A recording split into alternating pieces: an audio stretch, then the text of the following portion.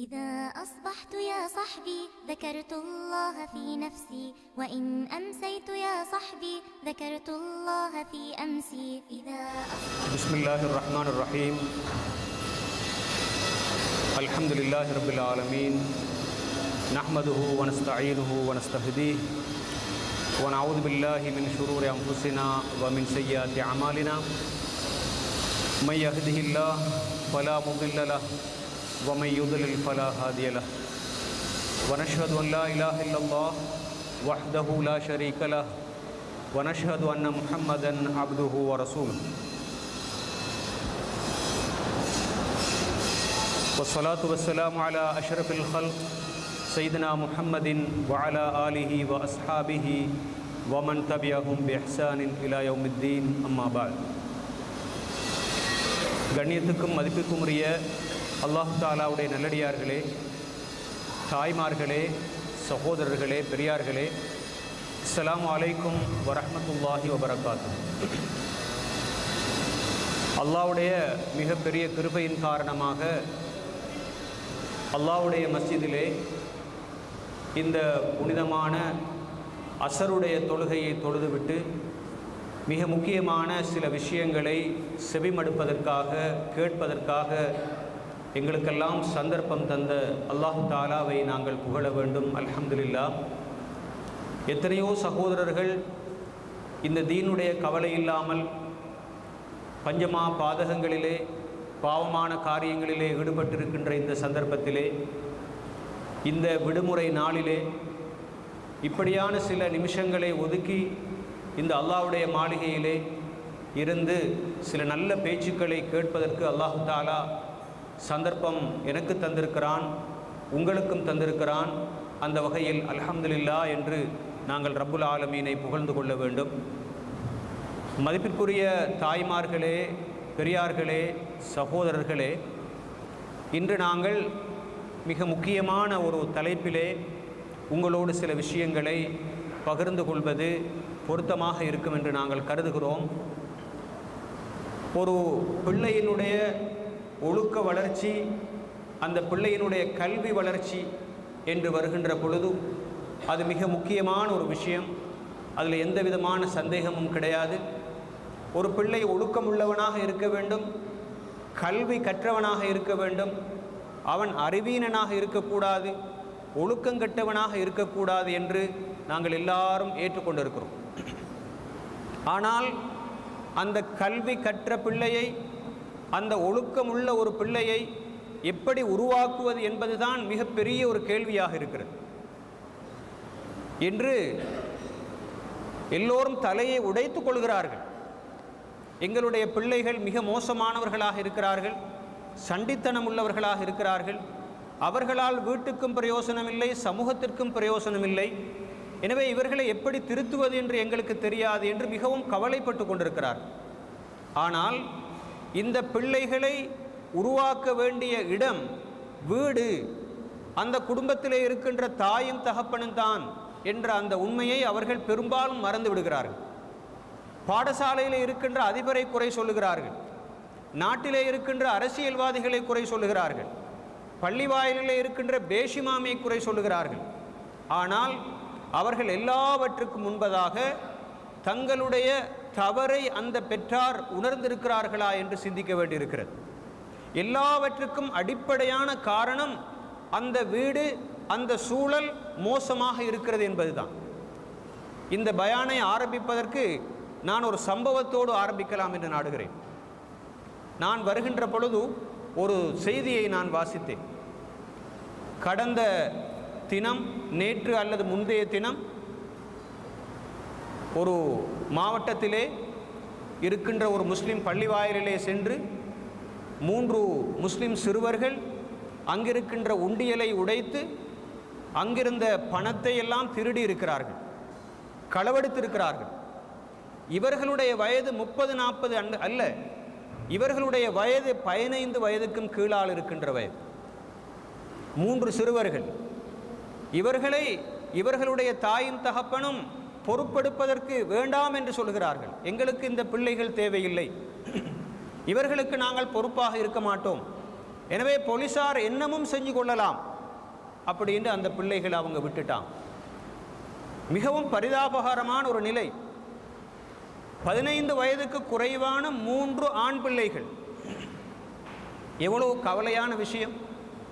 இவர்கள் திருடி இருப்பது வீட்டிலே இருக்கின்ற பணத்தை அல்ல, பாடசாலையில் இருக்கின்ற பணத்தை அல்ல, அல்லாஹு தாலாவுடைய மாளிகையிலே வக்குஃபாக ஒப்படைக்கப்பட்டிருக்கின்ற பணத்தை திருடி இருக்கிறார்கள் என்றால் அந்த பிள்ளைகளுடைய மனநிலையை நீங்கள் யோசித்து பாருங்கள். இவர்கள் எவ்வளவு மோசமான முறையிலே வளர்க்கப்பட்டிருப்பார்கள் என்று யோசித்து பாருங்கள். அவர்கள் இன்று இப்படி இருந்தால் இவர்கள் நாளை எப்படி இருப்பார்கள்? பள்ளி வாயிலிலேயே களவெடுப்பதற்கு இவர்கள் பழகிவிட்டார்கள் என்றால் இவர்கள் எதிர்காலத்திலே எவ்வளவு பெரிய ரொபரியிலே சம்பந்தப்படுவார்கள். அல்லாஹு தாலா பாதுகாக்க வேண்டும். இது எங்களுடைய சமுதாயத்தில் இருக்கின்ற ஒரு உதாரணம் மாத்திரம்தான், ஒரே ஒரு உதாரணம். இது மாதிரி நிறைய உதாரணங்களை சொல்லலாம். நாங்கள் இந்த பயானிலே இடை நடுவிலே அது மாதிரி நிறைய உதாரணங்களை உங்களுக்கு நாங்கள் சொல்ல இருக்கிறோம் இன்ஷா அல்லாஹ். ஏன் இதனுடைய நோக்கம் என்ன? இப்படிப்பட்ட ஒரு காரியம் நடக்கின்ற பொழுது மாத்திரம்தான் நாங்கள் இதனை பற்றி சிந்திக்கிறோம். அந்த பிள்ளைகளுக்கு நாங்கள் ஏசுகிறோம், அவர்களை கொண்டு போய் போலீஸிலே கொடுக்கிறோம், அவர்களை நாங்கள் தண்டிக்கிறோம். ஆனால் இப்படிப்பட்ட பிள்ளைகள் உருவாகுவதற்கான காரணம் என்ன, யார் இதற்கு காரணகர்த்தாக்கள் என்று சிந்திப்பதற்கு நாங்கள் மறந்து விடுகிறோம்.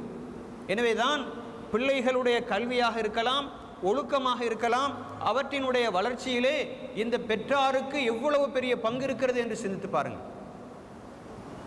அல்லாஹு தாலா ஒரு மனிதனுக்கு பல்வேறுபட்ட செல்வங்களை கொடுக்கிறான். பணத்தை கொடுக்கிறான், அதிகாரத்தை கொடுக்கிறான், அழகை கொடுக்கிறான், ஆற்றல்களை கொடுக்கிறான், திறமைகளை கொடுக்கிறான், இப்படி எத்தனையோ வகையான நியாமத்துக்களை கொடுக்கிறான். அந்த நியாமத்துக்களுக்கு மத்தியிலேயே மிகவும் உயர்ந்த சிறந்த ஒரு நியாமத்து தான் பிள்ளை செல்வம் என்பது. அது ஒரு நியாமத்து மாத்திரமல்ல, அது ஒரு அமானத்தும் கூட. நாளை மறுமையிலே அல்லாஹு தாலா விசாரிப்பான், உனக்கு நான் இந்த குழந்தைகளை தந்திருக்கிறேன். எத்தனையோ பேர் உலகத்திலே மலடர்களாக இருந்திருக்கிறார்கள், அவர்களுக்கு குழந்தைகளை நான் கொடுக்கவில்லை, ஆனால் உனக்கு ஆண் பிள்ளைகளை தந்தேன், பெண் பிள்ளைகளை தந்தேன். இவர்களை நீ எப்படி பராமரித்தாய், எப்படி நீ இவர்களை பயிற்றுவித்தாய், இவர்களுக்கு கொடுக்க வேண்டிய ஹக்குகளை எல்லாம் நீ கொடுத்திருக்கிறாயா என்று நாளை மறுமையிலே விசாரிப்பான். அந்த பெற்றார்களைத்தான் முதலாவது விசாரிப்பான். அவர்களுக்கு இருக்கின்ற கடமைகளிலே அவர்கள் குறைபாடு செய்திருக்கிறார்களா என்று நிச்சயமாக விசாரிப்பான். எனவே நாங்கள் சிந்திக்க வேண்டும். எமது கடமை இருக்கிறது. எமது பிள்ளைகளை பொறுத்தவரையிலே அவர்களை நாங்கள் மிக முக்கியமான சில விஷயங்களை கொடுத்து நாங்கள் வளர்க்க வேண்டும். முக்கியமாக அவர்களுக்கு உறுதியான ஈமானை நாங்கள் கொடுக்க வேண்டும். அழகான பண்பாடுகளை நாங்கள் அவர்களுக்கு கொடுக்க வேண்டும். அவர்களுக்கு ஆழமான தெளிந்த அறிவை நாங்கள் கொடுக்க வேண்டும். அது மாத்திரமல்ல, தேக ஆரோக்கியம் உள்ளவர்களாக அவர்களை நாங்கள் உருவாக்க வேண்டும். நாங்கள் ஒவ்வொருவரும் சிந்தித்து பார்ப்போம். இந்த மஸ்ஜிதிலே இந்த பயானை செவிமடுத்து கொண்டிருக்கின்ற நாங்கள், எங்களுக்கு குழந்தைகள் இருப்பார்கள், எங்களுடைய சகோதரர்களுக்கு குழந்தைகள் இருப்பார்கள், சகோதரிகளுக்கு குழந்தைகள் இருப்பார்கள், பக்கத்து வீட்டிலே இருக்கின்றவர்களுக்கு குழந்தைகள் இருப்பார்கள், பிள்ளைகள் இருப்பார்கள். அவர்கள் எப்படியான நிலையிலே இருக்கிறார்கள் என்று சிந்தித்து பார்ப்போம். அவர்கள் எல்லோரும் அல்லாஹு தஆலாவும் அவனுடைய ரசூல் ஸல்லல்லாஹு அலைஹி வஸல்லம் அவர்களும் எதிர்பார்க்கக்கூடிய நிலையிலே தான் இருக்கிறார்களா என்று சிந்தித்து பார்ப்போம். ஒரு நல்ல பிள்ளை, சாலிஹான பிள்ளைக்கு 4 வகையான பண்புகள் காணப்படும். அதில் எந்த சந்தேகமும் கிடையாது. அந்த 4 பண்பிலே எந்த ஒரு பண்பு அந்த பிள்ளையிடத்திலே இல்லாமல் போகிறதோ அது சாலிஹான பிள்ளை அல்ல. அந்த பிள்ளை ஒரு மிகவும் பயங்கரமான ஒரு பிள்ளை. அவன் கல்வனாக இருப்பான், துரோகியாக மாறுவான், தாய் தகப்பனுக்கு அடிப்பான். நாளை மறுமையிலே தாய் தகப்பனை அல்லாஹ்விடத்திலே சென்று அவன் காட்டி கொடுப்பான். அல்லாஹு தாலா பாதுகாக்க வேண்டும். அவன் நரகத்துக்கு போகவனாக மாறிவிடுவான். ஆனால் இந்த 4 பண்புகளும் என்ன? இந்த 4 பண்புகளையும் எங்களுடைய பிள்ளைகளுக்கு நாங்கள் கொடுத்திருக்கிறோமா? உறுதியான ஈமான் அவர்களிடத்திலே இருக்கிறதா? நாங்கள் எமது மனதிலே கையை வைத்து கேட்டு பார்ப்போம். எந்த ஒரு பாவச் செயலை அவர்கள் காணுகின்ற பொழுதும் அல்லாஹ்வுக்காக வேண்டி அந்த பாவத்தை விடுகின்ற அந்த தக்வாவை எங்களுடைய பிள்ளைகளிடத்திலே நாங்கள் உருவாக்கி இருக்கிறோமா? முதலாவது கேள்வி. அல்லது அவர்கள் பாவங்களை எந்த விதமான கட்டுப்பாடும் இல்லாமல் செய்து கொண்டிருக்கிறார்களா என்றால் நாங்கள் எங்களுடைய பிள்ளைகளை வளர்ப்பதிலே தோல்வி கண்டிருக்கிறோம். நாங்கள் மிக பெரிய ஒரு குறைபாடு செய்திருக்கிறோம். முதலாவது ஈமானுடைய விஷயத்திலே அவர்கள் மிகவும் ஆழமானவர்களாக உருவாக்கப்பட வேண்டும். இரண்டாவது, அவர்கள் நல்ல அஹ்லாக்குகள் உள்ளவர்களாக இருக்க வேண்டும். ஈமானிலே எவ்வளவு ஆழமாக இருந்தாலும் போதாது. தாய் தகப்பனை மதிக்கக்கூடியவர்களாக, பக்கத்து வீட்டாரை மதிக்கக்கூடியவர்களாக, பெரியவர்களை மதிக்கக்கூடியவர்களாக, மற்றவர்களுக்கு கொடுத்து வாங்கக்கூடியவர்களாக, பணிவு உள்ளவர்களாக, இரக்கம் உள்ளவர்களாக, நல்ல மனிதர்களை நேசிக்கக்கூடியவர்களாக, இப்படி அவர்களிடத்தில் இந்த அஹ்லாக்குகள் இருக்கிறதா என்று பார்ப்போம். இரண்டாவது முக்கியமான விஷயம். மூன்றாவது முக்கியமான விஷயம், அவர்களிடத்தில் ஆழமான அறிவு இருக்கிறதா, நாலேஜ் இருக்கிறதா என்று பார்ப்போம்.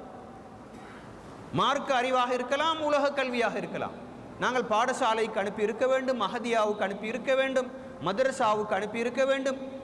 இப்படியெல்லாம் அனுப்பி அவர்களிடத்திலே, அவர்களுடைய தலையிலே, அவர்களுடைய உள்ளத்திலே நல்ல அறிவு தெளிவு இருக்கிறதா என்று பார்ப்போம். அது அவர்களுக்கு இருக்க வேண்டிய மூன்றாவது பண்பு. நாலாவது பண்பு என்ன? எங்களுடைய பிள்ளைகள் எல்லாம் நோய் இல்லாதவர்களாக, நல்ல தேக ஆரோக்கியம் உள்ளவர்களாக, கட்டான உடம்புள்ளவர்களாக இருக்கிறார்களா என்று சிந்தித்து பார்ப்போம். இந்த 4 விஷயங்களும் எங்களுடைய பிள்ளைகளுடைய தன்மை உட்பொதிந்ததாக இருக்க வேண்டும். இந்த 4 தன்மைகளும் அவர்களிடத்திலே இருக்க வேண்டும். அப்படி இல்லாவிட்டால் ஈமான் இருக்கிறது, நல்ல பண்பாடுகள் கிடையாது. நல்ல பண்பாடுகள் இருக்கிறது, அறிவு கிடையாது. அறிவு இருக்கிறது, ஆனாலும் அவர்கள் சுகதேகிகளாக இல்லை. ஒவ்வொரு நாளும் ஒரு நோய், அவர்கள் உடலிலே சுத்தமில்லை, அவர்களுக்கு தேவையான சாப்பாட்டை கொடுக்கவில்லை, அவர்களுக்கு தேவையான சுகாதாரத்தை நாங்கள் கொடுக்கவில்லை என்றால் எங்களுடைய பிள்ளைகள் சமனான ஆளுமை கொண்ட பிள்ளைகள் அல்ல. அருமை சகோதரர்களே, பெரியார்களே, ஒரு சாலிஹான பிள்ளை, உலகத்துக்கு பிரயோசனமான பிள்ளை, மறுமை நாளிலே எங்களுக்கு துஆ செய்யக்கூடிய, எங்களுக்காக வேண்டி பரிந்து பேசக்கூடிய ஒரு பிள்ளை, இந்த உலகத்துக்கு மற்றவர்களுக்கு பிரயோசனம் தரக்கூடிய பிள்ளை இந்த 4 பண்புகளையும் பெற்றவனாக இருப்பான். முதலாவது, அவன் நல்ல உறுதியான ஈமான் உள்ளவனாக இருப்பான், அழகான அகலாக்குகள் உள்ளவனாக இருப்பான், நல்ல ஆழமான அறிவுள்ளவனாக இருப்பான், அதே நேரம் நல்ல தேக ஆரோக்கியம் உள்ளவனாக இருப்பான். இப்படியெல்லாம் நாங்கள் எங்களுடைய பிள்ளைகளை வளர்த்திருக்கிறோமா என்று நாங்கள் கேள்வி கேட்டு பார்ப்போம். நாங்கள் ஒரு தடவைக்கு பல தடவை நாங்கள் விசாரித்து பார்ப்போம்.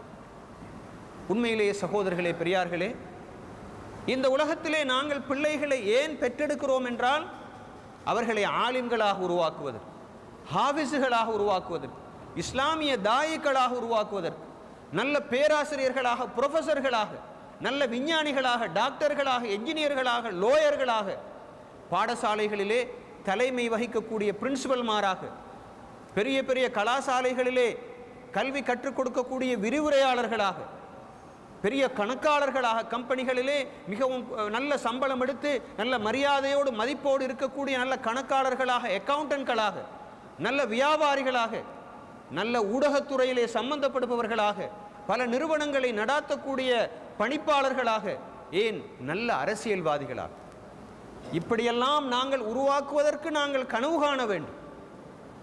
நாங்கள் ஒரு பிள்ளையை பெற்றெடுக்கின்ற சந்தர்ப்பத்திலேயே நாங்கள் நியத்து வைக்க வேண்டும், யா அல்லாஹ், ரப்பே ரஹ்மானே, நான் என்னுடைய வயிற்றிலே இந்த பிள்ளை இருக்கின்ற பொழுதே நான் நியத்து வைத்திருக்கிறேன், ஒரு ஹாஃபிஸாக நான் உருவாக்க வேண்டும், ஒரு நல்ல ஒரு டாக்டராக உருவாக்க வேண்டும், மனித சமுதாயத்துக்கு பிரயோசனம் உள்ள ஒருவனாக உருவாக்க வேண்டும் என்று ஆரம்பத்திலேயே நாங்கள் நியத்து வைத்திருக்க வேண்டும். நியத்து வைத்து மாத்திரமல்ல, அதற்காக வேண்டி முயற்சி செய்ய வேண்டும். இப்போது நாங்கள் சிந்தித்து பார்ப்போம். எங்களுடைய வீட்டிலே 7-8 வயதுள்ள பிள்ளைகள் இருந்து கொண்டிருக்கிறார்கள். 7 வயது, 8 வயது அல்லது 10 வயது, 15 வயது உள்ள பிள்ளைகள் இருக்கிறார்கள். இவர்களை நாங்கள் இப்படி உருவாக்குவதற்கு என்ன முயற்சிகளை இப்போது செய்து கொண்டிருக்கிறோம் என்று சிந்தித்து பார்ப்போம்.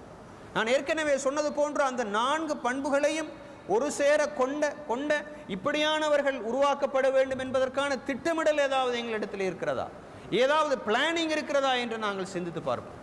அப்படி இல்லை என்றால் எங்களுடைய வீட்டிலே ஒரு பிள்ளை இருப்பதற்கும் ஒரு மிருகத்திற்கு ஒரு குட்டி ஈனப்பட்டிருப்பதற்கும் இடையிலே எந்த வித்தியாசமும் கிடையாது. நாங்கள் சில மிருகங்களுடைய குட்டிகளை பார்க்கிறோம். அவை அவருடைய உடம்பு தளதளதென்று வளர்ந்து வருகிறது, நன்றாக சாப்பிடுகிறது. ஆனாலும் மிருகத்துக்கு பண்பாடு கிடையாது, நடத்தை கிடையாது. பாதை ஓரங்களிலெல்லாம் அது இனப்பெருக்கம் செய்து கொண்டிருக்கும், பாதையில் இருக்கின்ற அழுக்குகளை எல்லாம் சாப்பிட்டு கொண்டிருக்கும். அது தன்னுடைய இனத்தை சேர்ந்த ஒரு மாட்டுக்குட்டி வருகின்ற பொழுது தன்னுடைய கொம்பினால் அது குத்தி கொண்டிருக்கும். அதனுடைய உடம்பு வளர்ந்திருக்கிறது, ஆனால் அதனுடைய அறிவு வளரவில்லை, அதனுடைய பண்பாடு வளரவில்லை. அப்படித்தான் எங்களுடைய வீட்டிலே வளர்ந்து கொண்டிருக்கின்ற பிள்ளைகளை நாங்கள் வளர்த்திருக்கிறோம் என்றால் எங்களுக்கும் அந்த மாடு ஈண்டெடுத்திருக்கின்ற அந்த குட்டிக்கும் இடையில் எந்த வித்தியாசமும் கிடையாது. மனிதனை அல்லாஹு தாலா ஒரு மாடாக, ஒரு கழுதையாக, ஒரு நாய்க்குட்டியாக உலகத்திலே வாழ்வதற்காக வேண்டி படைக்கவில்லை. இந்த உலகத்திலே ஒரு ஹலீஃபாவாக படைத்திருக்கிறான். அந்த ஹலீஃபாவை நாங்கள் உருவாக்க வேண்டும். எங்களுக்கு கற்பனை வேண்டும். என்னுடைய மகன் இப்படித்தான் இருக்க போகிறான், என்னுடைய மகன் இந்த உலகத்திலே நல்ல பெயரை வாங்கக்கூடிய ஒரு நல்ல பிள்ளையாக இருக்க போகிறான், அவன் நல்ல ஒரு தொழிலை எதிர்காலத்திலே அடைய போகிறான், அவனை பார்த்து எல்லாரும் நல்ல பிள்ளை என்று சொல்வார்கள், சாலிஹான பிள்ளை என்று சொல்வார்கள். அந்த பிள்ளையோடு எல்லோரும் பழகுவதற்கு ஆசைப்படுவார்கள். அந்த மனிதனுடைய அந்த பிள்ளை எதிர்காலத்திலே ஒரு வாலிபனாக, ஒரு வயோதிபனாக மாறியதற்கு பின்னால் அவனால் சமூகத்துக்கு நிறைய பிரயோசனம் கிடைக்கும் என்று எங்களிலே எத்தனை பேர் நாங்கள் பிள்ளைகளை வளர்க்கின்ற பொழுது நாங்கள் கற்பனை வைத்திருக்கிறோம், சிந்தித்திருக்கிறோம் என்று எங்களுடைய உள்ளத்திலே கையை வைத்து நாங்கள் கேட்டு பார்ப்போம். அருமை சகோதரர்களே, பெரியார்களே, அப்படியானவர்களைத்தானா நாங்கள் உருவாக்கி இருக்கிறோம்? அல்லது எங்களுடைய சமுதாயத்திலே பாவம் செய்யக்கூடிய பிள்ளைகளை நாங்கள் உருவாக்கி இருக்கிறோமா? நான் ஏற்கனவே சொன்னது போன்று நேற்று அல்லது முந்தைய தினம் அந்த புத்தளம் மாவட்டத்தில் இருக்கின்ற ஒரு பள்ளிவாயலுக்கு சென்ற எங்களுடைய பிள்ளைகள் இரவோடு இரவாக 15 பேர், 15 வயதை கொண்ட 3 பேர் அந்த அந்த அந்த பள்ளிவாசலுக்குள் சென்று அங்கிருக்கின்ற உண்டியலை உடைத்து அங்கிருக்கின்ற பணமெல்லாம் திருடி கொண்டு போய்விட்டார்கள் என்றால் நாங்கள் எப்படியானவர்களை உருவாக்கி இருக்கிறோம்? நாங்கள் டாக்டர்களை உருவாக்கி இருக்கிறோமா, பயங்கரவாதிகளை உருவாக்கி இருக்கிறோமா, அல்லது கல்வர்களை உருவாக்கி இருக்கிறோமா? நாங்கள் எங்களுடைய பிள்ளைகளை பற்றி ஒரு நாளைக்கு எத்தனை தடவை சிந்திக்கிறோம்? மோசமானவர்களாக, மற்றவர்களுக்கு தொந்தரவு தரக்கூடியவர்களாக, மற்றவர்களிடத்திலே சென்று கெட்ட பெயர் எடுக்கத்தாகத்தான் எங்களுடைய பிள்ளைகளை நாங்கள் உருவாக்கி இருக்கிறோம். ரசூலுல்லாஹி ஸல்லல்லாஹு அலைஹி வஸல்லம் அவர்கள் சொன்னார்கள், ஒரு மனிதன் செய்யக்கூடிய பெரும்பாவங்களுக்கு மத்தியில் மிகப்பெரிய பெரும்பாவம் என்ன தெரியுமா என்று கேட்டார்கள். இன்னமின் அக்பரில் கபாயிர் ஐ யல்அன ரஜுலு வாலிதைஹி. ஒரு மனிதன் தன்னுடைய தாயையும் தகப்பனையும் ஏசுகின்றான் என்றால், தூசிக்கின்றான் என்றால், அவர்களை சபிக்கின்றான் என்றால் அவன் இந்த உலகத்திலே பெரும்பாவங்களுக்கு மத்தியிலும் பெரும்பாவம் செய்கின்றான் என்று சொன்னார்கள். ஒரு மனிதன் தன்னுடைய தாயையும் தகப்பனையும் ஏசினால், அவர்களை திட்டினால், அவன் உலகத்திலே பெரும்பாவங்களுக்கு மத்தியில் பெரும்பாவம், பெரும்பாவம் என்று மட்டும் சொல்லவில்லை. ரசூலுல்லாஹி ஸல்லல்லாஹு அலைஹி வஸல்லம் அவர்கள் சொன்னார்கள், பெரும்பாவங்களுக்கு மத்தியிலே பெரும்பாவம் செய்கின்றான் என்று சொன்னார்கள். சஹாபாக்கள் கேட்கிறார்கள், யா ரசூலல்லாஹ், எங்களில் யாருமே எங்களுடைய தாய் தகப்பனை ஏச மாட்டாங்க, எங்களுடைய தாய் தகப்பனை யாரும் ஏசுறவங்க திட்டுறவங்க யாரும் இல்லையே யா ரசூலல்லாஹ், அது எப்படி நடக்கும் என்று சஹாபாக்கள் கேள்வி எழுப்புறாங்க. ரசூல் ஸல்லல்லாஹு அலைஹி வஸல்லம் அவர்கள், கண்மணியான ஸல்லல்லாஹு அலைஹி வஸல்லம் அவர்கள் அதற்கு பதில் சொல்கிறார்கள். அந்த பதில் எப்படி அமைகிறது? கவனமாக நாங்கள் கேட்டுக்கொள்ள வேண்டும். ஒரு மனிதன் இன்னொரு மனிதனோடு சண்டை பிடித்துக் கொண்டிருக்கிறான். உதாரணமாக ஏ என்ற ஒரு மனிதன் பி என்ற மனிதனோடு சண்டை பிடித்துக் கொண்டிருக்கிறான். இப்போது இந்த ஏ இந்த பியினுடைய தாய் தகப்பனுக்கு ஏசுகிறான், பிக்கு ஏசுகின்றான், பியினுடைய தாய்க்கும் தகப்பனுக்கும் சேர்த்து தான் ஏசுகிறான். இப்போது இந்த பி என்ன செய்கிறான்? ஆத்திரம் வருகிறது, அவனுக்கு கவலை வருகிறது. இந்த ஏ என்ற அந்த மனிதனுக்கும் ஏசுகின்ற அதே நேரத்தில் அந்த ஏயினுடைய வாப்பாக்கும் உம்மாக்கும் சேர்த்து தான் ஏசுகிறான். இப்போ இந்த ஏ என்ன செஞ்சிருக்கிறான்? தன்னுடைய தாய்க்கும் தகப்பனுக்கும் ஏச்சு வாங்கி கொடுத்திருக்கிறான். உண்மையிலே இந்த ஏ என்ற இந்த மனிதன் தன்னுடைய தாய்க்கும் தகப்பனுக்கும் நேரடியாக ஏசவில்லை, தன்னுடைய தாய்க்கும் தகப்பனுக்கும் மற்ற ஒருவன் ஏசுவதற்கு காரணமாக அமைந்திருக்கிறான், ஏச்சு வாங்கி கொடுத்திருக்கிறான். காரணம், அந்த பி என்ற மனிதனுடைய வாப்பாவுக்கும் உம்மாவுக்கும் அவன் ஏசி அதற்கு பதிலாக தன்னுடைய தாய்க்கும் தகப்பனுக்கும் ஏச்சு வாங்கி கொடுத்திருக்கிறான். எனவே இங்கு ஏச்சு வாங்கி கொடுப்பது என்பது ஏசுவதற்கு சமன் என்ற கருத்தை ரசூலுல்லாஹி ஸல்லல்லாஹு அலைஹி வஸல்லம் அவர்கள் ஹதீஸிலே சொல்லியிருக்கிறார்கள். சஹீஹ் முஸ்லிம் என்ற கிரந்தத்திலே இந்த ஹதீஸ் பதிவு செய்யப்பட்டிருக்கிறது.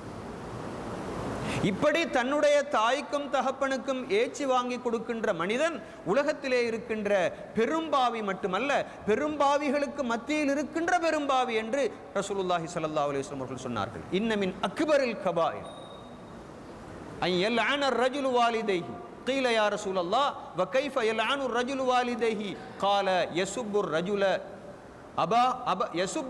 أبا الرجل فيسب أباه ويسب أمه. தன்னுடைய தாய்க்கும் தகப்பனுக்கும் ஏச்சு வாங்கி கொடுத்த மனிதன் அவன் தன்னுடைய தாயையும் தகப்பனையும் ஏசியதற்கு அது சமன் என்று ரசூலுல்லாஹி ஸல்லல்லாஹு அலைஹி வஸல்லம் அவர்கள் சொன்னார். அல்லாஹ் தஆலா பாதுகாக்க வேண்டும். இன்று எங்களுடைய பிள்ளைகள் எங்களுடைய வீடுகளிலே வளர்ந்து கொண்டிருக்கின்ற பிள்ளைகள், நான் ஏற்கனவே சொன்னது போன்று அந்த பள்ளிவாசலிலே சென்று அந்த உண்டியலை உடைத்து அந்த பணத்தை திருடிவிட்டு வந்திருக்கின்ற அந்த பிள்ளைகள் செஞ்சிருக்கிற வேலை என்ன? தங்களுடைய தாய்க்கும் தகப்பனுக்கும் ஏச்சு வாங்கி கொடுத்திருக்கிறார்கள் என்றால் அவர்கள் சாதாரண குற்றத்தை செய்யவில்லை. தங்களுடைய தாய்க்கும் தகப்பனுக்கும் ஏச்சு வாங்கி கொடுக்கிறார்கள். அதன் மூலமாக அவர்கள் பெரும் பாவங்களுக்கு மத்தியிலும் பெரும் பாவத்தை அவர்கள் செய்கிறார்கள் என்று கண்மணியான ஸல்லல்லாஹு அலைஹி வஸல்லம் அவர்கள் சொல்லி காட்டினார். எனவே ஒரு பிள்ளையை நல்ல முறையில் நாங்கள் வளர்க்காமல் அந்த பிள்ளை கெட்டுப்போவதற்கு காரணமாக அமைவோமாக இருந்தால் அந்த பிள்ளை பெரும்பாவம் செய்வதற்கு நாங்கள் காரணமாக அமைகிறோம். இலங்கை முஸ்லீம்களை எடுத்துக்கொண்டால் இலங்கை முஸ்லீம்களிலே சுமார் 17% மொத்த சிறை கைதிகளிலே, சிறைகளிலே, ஜெயில்களிலே இருப்பவர்களிலே மொத்தம் 17% கைதிகள் யார்? முஸ்லீம்களாக இருக்கிறார். ஒரு ஜெயிலுக்கு போயிட்டு அங்கே இருக்கிற 100 பேரை எடுத்து நீங்கள் ஒரு ஆய்வு செஞ்சு பார்த்தால் அங்கே இருக்கிற 17 பேர் முஸ்லீம்களாக இருக்கிறார். நீங்கள் பக்கத்தில் இருக்கிற இந்த வெளிக்கடை ஜெயிலுக்கு நீங்கள் போயிட்டு பார்த்தால் அங்கே இருக்கிறாங்க சுமாராக 40க்கும் மேற்பட்ட முஸ்லீம் பெண்கள் கைதிகளாக இருக்கிறார். முஸ்லீம் பெண்கள் கைதிகளாக இருக்கிறார்கள். சின்ன குழந்தைகளை கூட கையிலே வைத்துக் கொண்டிருக்கிறார்கள். அவர்களிலே சுமார் 15 அல்லது 16 பேர் கொலை செய்துவிட்டு அங்கே போயிருக்கிறார்கள். அவர்களே சுமார் இன்னும் 15 பேர் போதை வஸ்துக்களை கடத்தியதன் காரணமாக அந்த சிறைகளிலே சென்று அடைக்கப்பட்டிருக்கிறார்கள். ரசூல் ஸல்லல்லாஹு அலைஹி வஸல்லம் அவர்களுடைய உம்மத் எவ்வளவு கவலையான விஷயம். நாங்கள் இதுகளை பற்றி சிந்திக்கிறதில்லை. நாங்கள் உடனடியாக என்ன செய்கிறோம்? இந்த சிறையில் இருக்கிறார்களுக்கு தான் ஏசுறோம். இவங்களுக்கு எங்க தர்பியத் கிடைச்சிச்சு? இவங்க எந்த பள்ளிவாசலில் போயிட்டு தொழுதாங்க? எந்த பாடசாலையில் போயிட்டு படித்தாங்க? எந்த முஅல்லிம் இவங்களுக்கு படித்து கொடுத்தது என்று தான் சிந்திக்கிறோமே தவிர இவர்களை பெற்றவங்க யாரு, இவங்களை வளர்த்தவங்களை யாரு, இவங்களோட தாய் தகப்பன் யாரு, அந்த தாய் தகப்பன் அவங்களோட கடமையை சரியாக செஞ்சிருக்கிறாங்களா என்று நாங்கள் சிந்திக்கிறதில்லை. என்று நாங்கள் சிந்திக்கிறது மிகவும் குறைவாக இருக்கிறது. கடந்த 2008ஆம் ஆண்டு ஓலவல் பரீட்சையில் முழு இலங்கையிலேயும் இருக்குது. முஸ்லீம் சமுதாயத்தை பற்றி நாங்கள் சொல்லலை. முழு இலங்கையிலேயும் இருக்கிற ஓலவல் எழுதின பிள்ளைகளில் 50% தான் ஓலவலில் பாஸ் பண்ணியிருக்கிறாங்க. ஓலவலில் பாஸ் பண்ணி அட்வான்ஸ் லெவலுக்கு குவாலிஃபைடாக மாறி இருக்கிறாங்கன்னு சொன்னால் அந்த மற்ற 50% அந்த பிள்ளைகளுடைய கதை என்னன்னு சிந்திச்சு பாருங்கள். அவங்களுக்கு படிப்பிலையும் கவனம் இல்லை. அவங்களுக்கு படிப்பில் எந்த கவனமும் இல்லை. அவங்க எல்லாம் எங்கே இருக்கிறாங்க? விளையாட்டு வீரர்களுக்கு பின்னால் இருக்கிறாங்க, நடிகர்களுக்கு பின்னால் இருக்கிறாங்க. அவங்க எந்த நேரமுமே டிவி பார்த்து கொண்டு இருக்கிறாங்க. அவங்க எந்த நேரமும் இன்டர்நெட்டோடு இருக்கிறாங்க. அவங்க எந்த நேரமும் ஹேண்ட்ஃபோனோடு இருக்கிறாங்க. அவங்க தாய் தகப்பனுக்கு கட்டுப்படுறதில்லை. அவங்க ஸ்கூலுக்கு போகிறதில்லை. போனாலும் கூட அவங்க படிக்கிறதில்லை. அங்கே இருக்கிற டீச்சர்மாருக்கு சரியான மாதிரி கஷ்டங்களை துன்பங்களை கொடுக்குறாங்க. எனவே எப்படி படிப்பு வரும்? இந்த பிள்ளைகள் இவ்வளவு தூரம் நாசமாக பேத்திக்கிறாங்களே, இதுக்கான காரணகர்த்தாக்கள் யாருன்றதை நாங்கள் சிந்திக்கிறதில்லை. அருமை சகோதரர்களே, பெரியார்களே, தாய்மார்களே, நாங்கள் சில வருஷங்களுக்கு முன்னால் இலங்கையில் இருக்கிற ஒரு முக்கியமான ஒரு பாடசாலையில் இந்த சின்ன பிள்ளைகள் இருக்கிற நேரம் அவ்வளவு தூரம் இதுகளை கதைக்கிறது பொருத்தமில்லை. இருந்தாலும் கூட நாங்கள் சொல்ல வேண்டி இருக்கிறது, தாய்மார்களுக்கும் பெற்றார்களுக்கும் சொல்ல வேண்டி இருக்குது. 9ஆம் வகுப்பில் படிக்கிற 18 பிள்ளைகளை எடுத்து நாங்கள் ஒரு சின்ன ஒரு ஆய்வு செஞ்சு பார்த்தோம், ஒரு ஆராய்ச்சி ஒன்று செஞ்சு பார்த்தோம். எப்படி ஹாலாத் இருக்குது, முஸ்லீம்களுடைய ஹாலாத் எப்படி இருக்குன்றதை நாங்கள் விளங்கிக் கொள்ளணுன்றதுக்காக இந்த உதாரணம் சொல்கிறோம். ஒரு முஸ்லீம் தேசிய பாடசாலையில் இருந்த 18 பிள்ளைகள் எடுத்து நாங்கள் ஒரு ஆராய்ச்சி பண்ணி பார்த்தோம். 18 பிள்ளைகள், அதில் நிறைய பேர் இருக்கிறாங்க அந்த பாடசாலையில். அந்த வகுப்பில் 18 பேர் எடுத்து ஒரு ஆய்வு செஞ்சு பார்த்த நேரம் வெக்கமாக இருக்குது சொல்கிறது. அதனை பற்றி வெளியே சொல்கிறது அவ்வளோ நல்லமில்லை, இருந்தாலும் சொல்ல வேண்டி இருக்குது.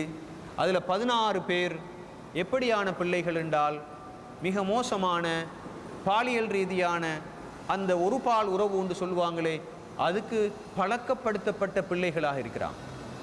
அப்படியான ஒரு தவறுக்கு அந்த 16 பேரையும் அவங்களுக்கு மேலே உள்ள வயசில் உள்ளவங்க ஈடுபடுத்தி கொண்டிருக்கிறாங்க என்றால் அந்த பிள்ளைகளுடைய நிலைமை என்னன்றதை கொஞ்சம் சிந்திச்சு பாருங்க. அந்த பிள்ளைகளுடைய உடல் நிலைமை எப்படி இருக்கும் என்று சிந்திச்சு பாருங்க. அந்த பிள்ளைகள் படிப்பாங்களா? அந்த பிள்ளைகள் தாய் தகப்பனுக்கு கட்டுப்படுவாங்களா?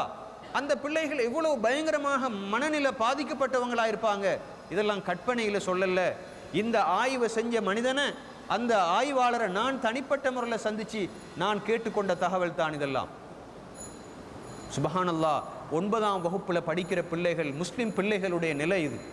இதெல்லாம் பொய்யான தகவல்கள் அல்ல. இதெல்லாம் எங்களுடைய சிந்தனையை தூண்ட வேண்டும்.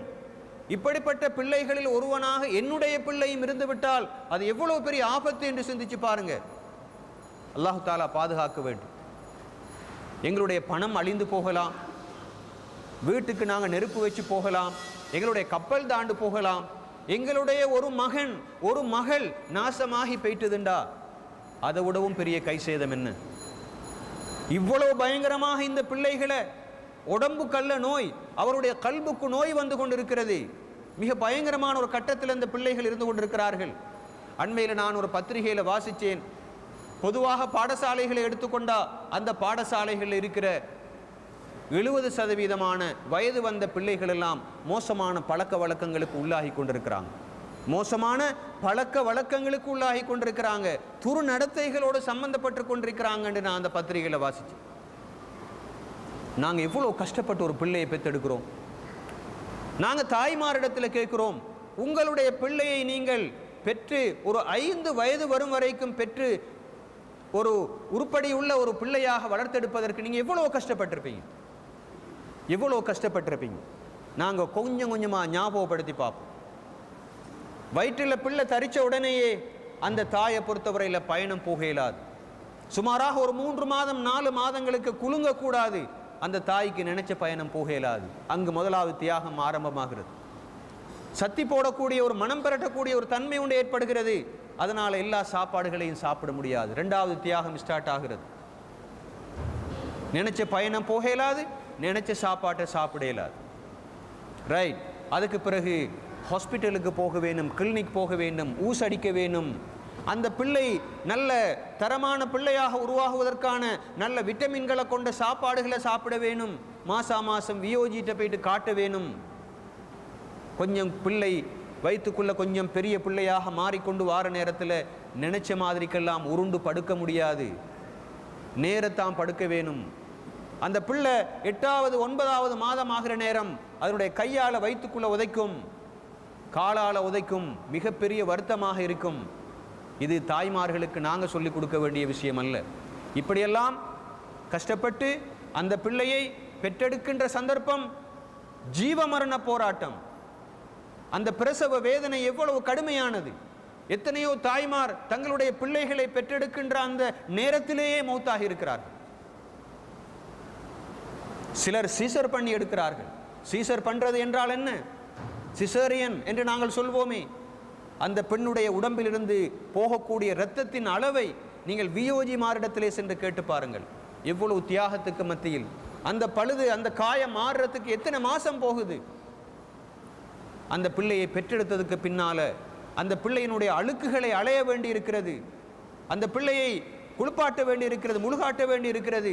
அதுக்கு சாப்பாடு கொடுக்க வேணும். குருவியை காட்டுறது, காகத்தை காட்டுறது, ரோட்டில் போகிற வாகனத்தை காட்டுறது, இப்படியெல்லாம் காட்டித்தான் அந்த பிள்ளையை வளர்க்கிறது. ஸ்கூலுக்கு எத்தனை தடவை கூட்டி கொண்டு போகிறது, டாக்டர்கிட்ட எத்தனை தடவை கொண்டு போனது, பாப்பாக்கும் பங்கு இருக்கு, உம்மாக்கும் பங்கு இருக்குது. இப்படியெல்லாம் கஷ்டப்பட்டு 2 வருஷம் பால் கொடுத்து வளர்க்கப்பட்ட அந்த பிள்ளை, அந்த பிள்ளைக்கு ஒரு சின்ன நெலும்பு கூட கடிக்கிறத நாங்கள் விரும்ப மாட்டோம். அவ்வளவு பக்குவமாக கண்ணியமாக வளர்க்கப்பட்ட பிள்ளையினுடைய நிலை எப்படி? 9ஆம் வகுப்பு அடைகிற நேரத்திலேயே அந்த பிள்ளையை விடவும் வயதில் மூத்த ஒரு வாலிபன் துஷ்பிரயோகம் செய்கிறான். அந்த பிள்ளையை நாசமாக்கி போடுகிறான். அந்த பிள்ளையினுடைய உடல்ல சில நேரம் எய்ட்ஸ் கிருமி பரவக்கூடிய வாய்ப்பு இருக்கிறது. அந்த பிள்ளை O லெவல் எக்ஸாம் எப்படி எழுதுறது? அந்த பிள்ளையுடைய மனநிலை பாதிக்கப்பட்டிருக்கிறது. இந்த பிள்ளைகளை நீங்கள் எடுத்து ஆய்வு செஞ்சு பார்த்தீங்கன்றால் அந்த பிள்ளைகள் எல்லாம் எப்படி இருப்பாங்க? இன்டர்நெட்டோட தொடர்பாக இருப்பாங்க, ஹேண்ட்ஃபோனோட தொடர்பாக இருப்பாங்க. அண்மையில் ஒரு முஸ்லீம் பாடசாலையில் இருந்த ஒரு 100 பிள்ளைகள் எடுத்து, அட்வான்ஸ் லெவல் படிக்கக்கூடிய பிள்ளைகள் எடுத்து ஒரு ஆய்வு செஞ்சு பார்த்தாங்க. மிச்சம் கவலைக்கிடமான விஷயம். நாங்கள் ஏதோ ஒரு உலகத்தில் இருந்து கொண்டு இருக்கிறோம். எங்களோட பிள்ளைகளுக்கு என்ன நடக்குதுன்னு எங்களுக்கு தெரியாது. அதில் இருக்கிற 100 பிள்ளைகளில் பெரும்பாலான பிள்ளைகள் ஹேண்ட்ஃபோன் பாவிக்கிறாங்க. அந்த ஹேண்ட்ஃபோனில் என்னத்தை அவர்கள் பாவிக்கிறாங்கண்டா அந்த ஜிபிஆர்எஸ் தொடர்பு கொண்ட அந்த ஃபெசிலிட்டிஸ் உள்ள ஹேண்ட்ஃபோன் தான் அவங்க பாவிக்கிறாங்க. நான் சொல்கிறதெல்லாம் உண்மையான தகவல்கள். அல்லாஹ்வுடைய மாளிகையிலிருந்து நாங்கள் பேசிக்கொண்டிருக்கிறோம். இது கற்பனைகள் அல்ல, உண்மையான யதார்த்தமாக நடக்கக்கூடிய சம்பவங்கள். அதுவும் எதனை பார்க்குறாங்க, அதுலேயும் பெரும்பாலானவர்கள் மோசமான படங்களை தான் தங்களுடைய ஹேண்ட்ஃபோனில் போட்டு வச்சுக்கிறாங்க. எங்களோட தாய் தகப்பன் பிள்ளைகளை வளர்க்குறதுல எவ்வளோ கவனமாக இருக்கிறான், எவ்வளோ அக்கறையாக இருக்கிறான், எவ்வளோ கரிசனையாக இருக்கிறான். இந்த பாருங்கள், கேம்பஸுக்கு அனுப்பின உடனே இந்த பிள்ளைகள் எல்லாம் அங்கே இருக்கிற ஆக்களை எல்லாம் ரெக் பண்ணுறாங்க. ரெகிங் நீங்கள் கேள்விப்பட்டிருப்பீங்க. மனிதாபிமானத்திற்கு மிகவும் விரோதமான செயல்களில் ஈடுபடுறாங்க. எவ்வளோ கஷ்டப்பட்டு நீங்கள் அட்வான்ஸில் படிப்பிச்சிங்க அந்த பிள்ளைகளை. எத்தனை ஜெட் ஸ்கோர் எல்லாத்துலேயும் நல்ல குவாலிட்டியாக எடுக்கிறதுக்கு நீங்கள் எவ்வளோ கஷ்டப்பட்டிருப்பீங்க. எத்தனை கிளாஸ் அனுப்பியிருக்கீங்க, எத்தனை திருவிழில் நீங்கள் ஏற்றி அனுப்பியிருப்பீங்க, எத்தனை டியூஷன் மாஸ்டரோட கண்டு கதைச்சிருப்பீங்க. ஆனால் அப்படியெல்லாம் நல்ல தரமாக ரிசல்ட்ஸ் எடுக்கக்கூடிய பிள்ளைகள் கேம்பஸுக்கு போனதுக்கு பின்னால் எப்படி இருக்கிறாங்க? பயங்கரமாக ரெகிங் செய்யக்கூடியவங்களாக, புதிதாக பிள்ளைகள் வார நேரத்தில் அவங்களை கடிக்கக்கூடியவங்களாக, கொதறக்கூடியவங்களாக இருக்கிறாங்க. புதிய மாணவர்களோட இரக்கம் இல்லை, அன்பு இல்லை, பாசம் இல்லை. அப்படியானவர்களைத்தான் எங்களுடைய பாடசாலைகளை நாங்கள் உருவாக்கியிருக்கோம். அருமை சகோதரர்களே, பெரியார்களே, இதை விடவும் பயங்கரமான ஒரு தகவலை நான் சொல்ல போகிறேன். அது என்ன தெரியுமா? இந்த எல்டர்ஸ் ஹோம் என்று சொல்லுவாங்க, மகளு மடமை என்று சொல்லுவார்கள். அண்மையில் இந்த நாட்டில் இருக்கிற இந்த வயோதிபர் மடங்களில் போயிட்டு ஒரு ஆய்வு ஒன்று செஞ்சு பார்த்தாங்க. கவலைக்கிடமான விஷயம். என்ன கவலைக்கிடமான விஷயம் தெரியுமா? அதில் இருக்கிற பெரும்பாலான எல்டர்ஸ், வயது போனவங்க யார் தெரியுமா? அவங்களோட பிள்ளைகள் எல்லாம் டாக்டர் மாறு, என்ஜினியர் மாறு, லோயர் மாதிரி, பெரிய பெரிய அக்கௌண்டன்ட், டிரெக்டர், பெரிய பெரிய ப்ரொஃபஷனல்ஸ் சொல்லுவாங்களே, அப்படியான பெரிய பெரிய ஆக்களோட தாய் தகப்பன் தானா இந்த எல்டர்ஸ் ஹோமில் சேர்க்கப்பட்டிருக்கிறான். சுப்ஹானல்லாஹ். கல்வியை கொடுத்த அளவுக்கு, அறிவை கொடுத்த அளவுக்கு அந்த பிள்ளைகளுக்கு தர்பியத்தை கொடுக்கல, அந்த பிள்ளைகளுக்கு ஒழுக்கத்தை கொடுக்கல, அந்த பிள்ளைகளுக்கு ஈமான் இல்லை, தக்வா கிடையாது, பண்பாடு கிடையாது, ஒழுக்கம் கிடையாது. அந்த பிள்ளைகளுடைய உடம்பை மாத்திரம்தான் நாங்கள் வளர்த்திக்கிறோம். இப்படியான ஒரு பயங்கரமான காலகட்டத்தில் நாங்கள் வாழ்ந்து கொண்டிருக்கிறோம். எங்களுடைய பிள்ளைகள் ரசூல் ஸல்லல்லாஹு அலைஹி வஸல்லம் அவர்கள் சொன்ன அந்த விஷயத்தை நாங்கள் ஞாபகப்படுத்தி பார்ப்போம். நீங்கள் வாழக்கூடிய இந்த கொழும்பு பிரதேசங்களில் இருந்து சில தகவல்களை நாங்கள் சொல்ல பார்க்கிறோம். இந்த சரியான முறையில் அறிவும் சரியான முறையில் தர்பியத்தும் கிடைக்காதனால என்ன ஏற்பட்டிருக்கிறது? அறிவு சரியாக கொடுக்கல, சரியான முறையில் வளர்க்கலண்டா என்ன நடக்கும்? அதன் மூலமாக வறுமை வரும், அதன் மூலமாக கஷ்டம் வரும், சரியான ஒரு தொழில் கிடைக்க மாட்டாது, சமூகத்தில் ஒரு அந்தஸ்து ஒன்று கிடைக்க மாட்டாது அந்த பிள்ளைகளுக்கு. அந்த பிள்ளைகள் பாருங்க, குறைந்த வருமானம் உள்ளவர்களாக எதிர்காலத்தில் மாறுவாங்க, மற்றவர்களில் தங்கியிருப்பவர்களாக இருப்பாங்க. கொழும்பு பிரதேசத்தில் மாத்திரம் சுமார் 65% முஸ்லீம்கள் சேரிப்புறங்களில் தான் வாழ்ந்து கொண்டிருக்கிறான். சேரிப்புறம் என்றால் தெரியும், அடிப்படை வசதிகள் எதுவும் இல்லாதவர்களாக. அதற்கான காரணம் என்ன தெரியுமா? சரியான அறிவை அவங்களோட சின்ன பருவத்திலே இருந்தே தாய் தகப்பன் கொடுக்கல, கொடுக்காதனுடைய விளைவு அவங்களுக்கு நல்லதொரு தொழில் கிடைக்கல. எனவே அவங்க சின்ன சின்ன தொழில்களை செஞ்சு கொண்டு அவங்க அப்படி இருக்கிறதுக்காக அவனை பழக்கப்பட்டாங்க. இதுக்கான காரணம் என்ன? அவர்களுடைய தாய் தகப்பன் கல்வியை கொடுக்கல அந்த பிள்ளைகளுக்கு. அந்த பிள்ளைகளுக்கு சரியான தர்பியத்தை கொடுக்கல, அதிகமான குற்றச்செயல்களில், மது அருந்துறதில்ல, காதல் தொடர்புகளில், பாதாள உலகங்களோடு சம்பந்தப்பட்டிருக்கிறாங்க, துர்நடத்தைகளோடு சம்பந்தப்பட்டிருக்கிறாங்க. புரோக்கன் ஃபேமிலிஸ் எனப்படக்கூடிய உடைந்த குடும்பங்களை நாங்கள் பார்க்குறோம். உடைந்த குடும்பங்களை நாங்கள் பார்க்குறோம். தாயும் தகப்பனும் பிரிஞ்சிருக்கிறாங்க, 2 பேருக்கும் இடையில சண்டை. இதுக்கெல்லாம் ஆணி வேற நீங்கள் தேடிக்கொண்டு போனால் அது வேற எங்கும் அல்ல. அதுக்கான அடிப்படையான காரணம் தவறு விடப்பட்டிருக்கிறது வீட்டில் என்பதை நாங்கள் விடக்கூடாது. எங்களிடத்தில் அறிவீனம் இருக்குமாக இருந்தால், சரியான தர்பியத்தோடு எங்களுக்கு கிடைக்காம போகுமாக இருந்தால், நாங்கள் எதிரிகளுடைய சதிகளுக்கும் நாங்கள் உள்ளாகுவோம். நாங்கள் பேசி கொண்டிருக்கிற இந்த காலத்தில் உங்களுக்கு தெரியும், இந்த நாட்டில் முஸ்லீம்களுக்கு எதிராக பெரும்பான்மை சமூகத்தை சேர்ந்த சிலர் இவ்வளவு பெரிய சதிகளையும் சூழ்ச்சிகளையும் செஞ்சு கொண்டிருக்கிறாங்க. அதெல்லாம் எங்களோட ஆக்கள் பெரும்பாலான ஆக்கள் கண்டுகொள்றதில்லை. அவங்க வெப்சைட்டில் எழுதுகிறாங்க, டிவியில் எங்களுக்கு எதிராக பேசுகிறாங்க, மேடைகளை போட்டு எங்களுக்கு எதிராக பெரிய பெரிய கூட்டங்கள்லாம் நடத்துகிறாங்க. அந்த சதிகளை எல்லாம் நாங்கள் தெரிஞ்சவர்களாக இல்லை. காரணம் என்னென்றால் எங்களோட லட்சியம், நாங்கள் உருவாக்கி இருக்கிற பிள்ளைகளுடைய நோக்கம், அவர்களுடைய அறிவெல்லாம் மட்டுப்படுத்தப்பட்டதாகத்தான் இருக்குது. அவங்களுக்கு இந்த சமூகத்தில் உள்ள பிரச்சனைகளை பற்றி சிந்திக்கிறதுக்கு நேரம் இல்லை. அவங்க எந்த நேரம் விளையாடி கொண்டிருப்பாங்க. எந்த நேரமும் டிவி பார்த்து கொண்டிருப்பாங்க, எந்த நேரமும் அவங்க கலாட்டா பண்ணி கொண்டிருப்பாங்க. காரணம், சின்ன வயசுலேயே அவங்களுக்கு கிடைக்க வேண்டிய அந்த தர்பியத்தை நாங்கள் சரியாக கொடுக்கல. அது மாத்திரமல்ல, இந்த கல்வியும் இந்த தர்பியத்தும் சரியாக கொடுபடாவிட்டால் ஒரு சமுதாயத்தில் உள்ளவர்களுடைய நோயும் அதிகரிக்கும். ஒரு ஆச்சரியமான ஒரு தகவலை நான் சொல்கிறேன். நான் சில மாதங்களுக்கு முன்னால் ஒரு ஸ்பெஷலிஸ்ட் டாக்டர் ஒரு ஆளை நான் சந்தித்தேன். அவர் சொன்னார், இலங்கையில் இருக்கிற இந்த சீனி வியாதிக்காரர்கள், சர்க்கரை வியாதிக்காரர்கள் சொல்லிக் கொள்வோமே, அவங்களில் 27% முஸ்லிம் சமுதாயத்தை சேர்ந்தவங்க. 100ல் 27 பேர். இலங்கையில் இருக்கிற ஒரு 100 பேர் அப்படி சீனி வியாதிக்காரங்கள் எடுத்து டயபெட்டிக்ஸ் பேஷண்ட்ஸ் நாங்கள் சொல்லுவோம். எடுத்து பார்த்தா அதில் 27 பேர் யார்? முஸ்லீம். என்ன காரணம்? அந்த பிள்ளைக்கு தேவையான கல்வியை அந்த பிள்ளை போயிட்டு பாடசாலையில் படிச்சிருந்தால் சுகாதாரமாக எப்படி வாழ்கிறதுன்றது தெரிஞ்சு கொண்டிருக்கும். எதை சாப்பிடணும் எதை சாப்பிடக்கூடாதுன்னு தெரிஞ்சு கொண்டிருக்கும். ஓய்வெடுக்கிறது என்ன, எக்ஸசைஸ் எடுக்கிறது எப்படி, நோய் வராமல் இருக்கிறதுக்கு என்னென்ன வழிவகைகளை கையாளணும்ன்றதை தெரிஞ்சு கொண்டிருக்கும் பாடசாலைக்கு போய்த்திருந்தால். ஆனால் அந்த பிள்ளை 4ஆம் வகுப்புலே ஸ்கூல்லேருந்து நின்றுது, 5ஆம் வகுப்போடையே நிற்குது, 6ஆம் வகுப்போடையே நின்றது. அந்த பிள்ளைக்கு சுகாதார பாடம் தெரியாது, சமூகவியல் பாடம் தெரியாது, விஞ்ஞான பாடம் தெரியாது. அங்கே தானே அதெல்லாம் சொல்லி கொடுக்குறாங்க. விட்டமின்கள் என்றால் என்ன, கலோரிண்டா என்ன என்றதெல்லாம் அங்கே போனால் தானே தெரிஞ்சு கொள்ளலாம். எனவே சமுதாயத்தில் நோய் அதிகரிச்சிருக்கிறது. நீங்கள் ஒரு பிரைவேட் ஹாஸ்பிட்டலுக்கு போயிட்டு பார்த்தால் அங்கே இருக்கிற நோயாளிகளுடைய பட்டியலை நீங்கள் அப்படி எடுத்து பார்த்தீங்கன்னா அதில் பெரும்பாலும் அகமது, முகமது, ஃபாத்திமா, ருக்கையா, ஹதீஜா இது மாதிரி பேர்களை தான் கூடுதலாக காணுவீங்க. இது என்ன காரணம்? அந்த சமுதாயத்துக்கு பெரும்பாலும் இந்த கிடைக்க வேண்டிய கல்வி கொடுபடல்ல சின்ன வயசுல என்றுதான் அதுக்கான காரணம். இந்த கல்வியை சரியாக நாங்கள் எங்களோட பிள்ளைகளுக்கு கொடுக்காட்டி என்ன நடக்கும்? எங்களோட சமூகத்தில் நிறைய சண்டையை நீங்கள் பார்க்குறீங்க. சண்டைன்னா என்ன? கட்சிக்காக வேண்டி சண்டை பிடிக்கிறாங்க, இயக்கங்களுக்காக வேண்டி சண்டை பிடிக்கிறாங்க, ஊர் வாரியாக சண்டை பிடிக்கிறாங்க, குடும்பங்களுக்கு இடையிலான சண்டை பிடிக்கிறாங்க. இந்த சண்டையெல்லாம் கூட்டுறதுக்கு என்ன தெரியுமா காரணம்? அறிவீனம், பக்குவம் இல்லை, நிதானத்தை கொடுக்கல, அந்த பிள்ளைகளுக்கு தேவையான அந்த மன வளர்ச்சி அவங்களுக்கு கொடுபடலை. இதுதான் முக்கியமான காரணம். எனவே நாங்கள் என்ன செய்ய வேணும்? நாங்கள் இப்போ முழுக்கவும் எங்களுடைய கவனத்தை எங்களுடைய பிள்ளைகளை நாங்கள் குவிக்க வேணும். எங்களுடைய பிள்ளைகளை பற்றி கூட யோசிக்கணும். சின்ன பருவத்தில் எங்களுடைய பிள்ளைகளை பற்றி கூடுதலாக நாங்கள் யோசிக்க வேண்டும். முதலாவது செய்ய வேண்டிய வேலை, ஒரு மெஷினை நாங்கள் ஆப்ரேட் பண்ணுறதுக்கு, ஒரு மெஷின் இப்போ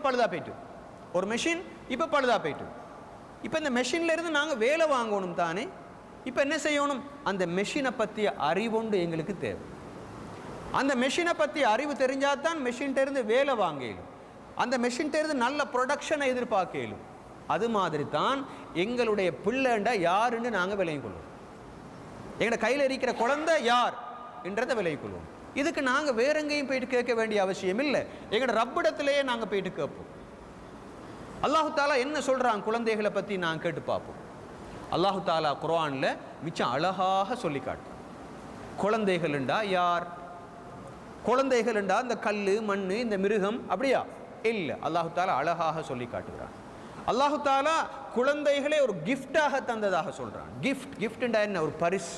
அல்லாஹு தாலா தான் நாடியவர்களுக்கு கொடுப்பான். யஹபுலி மையஷா, அவன் விரும்பியவங்களுக்கு தான் கொடுப்பான். எனவே அல்லாஹ்வுடைய கண்ணோட்டத்தில், ரப்புல் ஆலமீனுடைய கண்ணோட்டத்தில் குழந்தைண்டா என்ன தெரியுமா? அது ஒரு கிஃப்ட். கிஃப்ட்ண்டா என்ன? அல்லாஹு தாலா தான் நாடியவர்களுக்கு விரும்பியவர்களுக்கு கொடுக்கின்ற பரிசு. எத்தனை பேர் நாங்கள் ஏற்கனவே சொன்னது போன்ற குழந்தை பாக்கியம் இல்லாமல் எவ்வளோ கஷ்டப்படுறான். இந்தியாவுக்கு போகிறாங்க, சிங்கப்பூருக்கு போகிறாங்க, யூகேக்கு போகிறாங்க. என்ற ஒரு நண்பர் இருக்கிறார், அவர் சுமாராக 6 மாதங்களாக இந்தியாவில் போயிட்டு கொண்டு அவரும் வைஃபும் இருக்கிறாங்க. 15 வருஷமாக பிள்ளை இல்லைன்ற காரணத்தினால் எத்தனையோ வகையான மருந்தை குடிக்கிறாங்க, டெஸ்டிங் எல்லாம் செய்கிறாங்க. அவங்களுக்கு தெரியும் பிள்ளைகளுடைய பெருமதி என்னன்னு சொல்லி போட்டு. அல்லாஹ் சொல்கிறான், நாங்கள் கொடுக்குற அந்த பிள்ளைகள் இருக்குதே அது ஒரு கிஃப்ட்னு சொல்கிறான், அது ஒரு பரிசுன்னு சொல்கிறான்.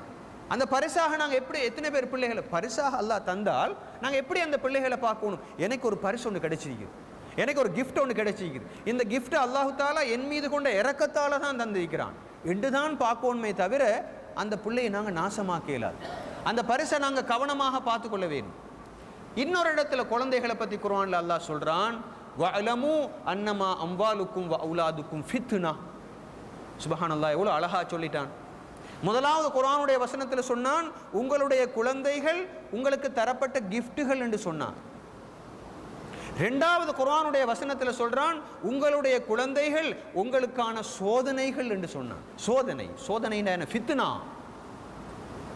பணம் எப்படி ஃபித்னாவாக அமையுமோ அதே மாதிரி குழந்தைகளும் ஃபித்னாவாக இருப்பான். அல்லாஹ் தஆலா கேட்பான் நாளை மறுமை நாளில், எப்படி பணத்தை சேகரித்தாய், எப்படி பாதுகாத்தாய், எப்படி செலவழித்தாய் என்று பணத்தை பற்றி கேட்பான் தானே. எனவே பணம் என்பதும் ஒரு சோதனைன்னு இங்கே சொல்லியிருக்கிறான். அதே மாதிரி பிள்ளைகளை பற்றியும் கேட்பான். சோதனை தானே, சோதிக்கிறதுக்கு தந்திக்கிறான். எப்படி நீ ஹலாலான முறையில் தானா பிள்ளைய பெத்தாய், நீ விபச்சாரம் செஞ்சு பெத்தாயா அல்லது ஹலாலான முறையில் பெத்தாயா என்ற கேள்விக்கு பதில் சொல்லணும் முதலாவது. ரெண்டாவது, அந்த பிள்ளையை மிக சரியாக தர்பியத் கொடுத்து, நாங்கள் ஏற்கனவே சொன்னது மாதிரி ஈமானை கொடுத்து, அகலாக்குகளை கொடுத்து, இல்மை கொடுத்து, அதே போன்று அதனுடைய உடல் பகுதியை கவனித்து அந்த பிள்ளையை ஒரு முழுமையான ஆளுமை படைத்த ஒரு பிள்ளையாக உருவாக்கி, நீ சமூகத்துக்கும் வீட்டுக்கும் பிரயோசனமான பிள்ளையாக அந்த பிள்ளையை உருவாக்கி கொடுத்தாயான்னு கேட்பான். ஃபித்னா, சோதனை. எனவே ஒரு பிறந்த உடனேயே முதலாவது நினைக்க வேணும், யா அல்லாஹ், நீ என்னையை சோதிக்கிறதுக்கு என்னுடைய வீட்டுக்கு ஒரு விருந்தாளி அனுப்பிக்கிறாய், என்னைய சோதிக்கிறதுக்கு ஒரு விருந்தாளி அனுப்பிட்டாய். இந்த பிள்ளையை பற்றி நாளை என்னிடத்திலே விசாரிக்க இருக்கிறாய், ஒரு அமானத்தாக என்னிடத்தில் தந்திருக்கிறாய். இந்த அமானத்தை நான் எப்படி பயன்படுத்துவேன் என்று நாளை மறுமையிலே என்னிடத்திலே கடுமையாக நீ விசாரிக்க இருக்கிறாய் என்று நினைச்சு கொண்டு தான் அந்த பிள்ளையை கையில் எடுக்க வேண்டும். இன்றைக்கி நாங்கள் பார்க்குறோம், ஃபேஸ்புக்கில் போடுறாங்க, இன்டர்நெட்டில் எல்லாம் போடுறாங்க, மாஷா அல்லாஹ் எனக்கு ஒரு ஆம்பளை பிள்ளை கிடைச்சிருக்குது, பொம்பளை பிள்ளை கிடைச்சிருக்கு, எல்லாரும் பாரக்கல்லாஹு ஃபீ வலதிக்க, அல்லாஹு தாலா அவங்களுடைய குழந்தைக்கு பரக்கத்து செய்யட்டும் எல்லாம் துவா செய்கிறாங்க. ஆனால் மடியில் கையில் எடுக்கிற நேரமே அந்த குழந்தையை பற்றிய ஒரு பயம், அச்சம் வரவேன். நாளை மறும நாளில் முதலாவது எனக்கு எதிராக வரக்கூடிய ஒரு சாட்சி என்னுடைய பிள்ளையே என்ற ஒரு கவலை வரவேன். எனவே முதலாவது விஷயம், பிள்ளை என்பது ஒரு கிஃப்ட். ரெண்டாவது விஷயம், அந்த பிள்ளை என்பது ஒரு ஃபித்னா, ஒரு சோதனை. இதனை நாங்கள் மறந்துவிடக்கூடாது. குர்ஆனில் அல்லாஹு தஆலா 4வது அத்தியாயத்தில் 11வது வசனத்தில் சொல்லிட்டான், இது ஒரு சோதனை என்று சொல்லியிருக்கிறான். மூணாவது, பிள்ளைகளை பற்றி குர்ஆனில் என்ன சொல்கிறான்னு பார்ப்போம். ஏன்னா ரப்புல் ஆலமீன்ட்ட தானே நான் கேட்கணும், பிள்ளைகள்டா யாருண்டு. எங்களுக்கு வேறு யாரும் சொல்ல தேவையில்லை, ரப்புட்ட தான் கேட்கணும், பிள்ளைகள் யார் யா அல்லாஹ், பிள்ளைகளை பற்றி நீ என்ன நினைக்கிறாய். அல்லாஹ் இன்னொரு இடத்துல சொல்கிறான், அல்லாஹு தஆலாவுடைய நல்லடியார்கள் எப்படிப்பட்டவர்கள் என்றால், அவர்கள் ஒரு துஆ ஒன்று கேட்பாங்க, ரப்பனா ஹப்லனா மின் அஸ்வாஜினா வ துர்ரியாத்தினா குர்ரத அயுன். சுப்ஹானல்லாஹ், எப்படி அந்த துஆ தெரியுமா? அல்லாஹு தஆலாவுடைய ரஹ்மானுடைய அடியார்கள் அல்லாஹ்விடத்தில் கேட்குற துஆவில் எப்படி கேட்பாங்க, யா அல்லாஹ், எங்களுடைய மனைவிமாரையும் எங்களுடைய சந்ததிகளையும் பிள்ளைகளையும் பார்க்கின்ற சந்தர்ப்பத்திலே எங்களுடைய கண்ணுக்கு குளிர்ச்சியை தருவாயாக என்று அந்த துஆவில் கேட்பாங்களாம். கண்ணுக்கு குளிர்ச்சியாக இருக்க வேண்டும். பிள்ளையை பார்க்குற நேரம் கண் குளிர்ந்துட்டு போக வேண்டும், மனைவியை பார்க்குற நேரம் கண் குளிர்ந்துட்டு போகணும். யா அல்லாஹ், அப்படிப்பட்ட ஒரு மனைவியையும் அப்படிப்பட்ட ஒரு பிள்ளையையும் எனக்கு தருவாயாக என்று துஆ கேட்பான்.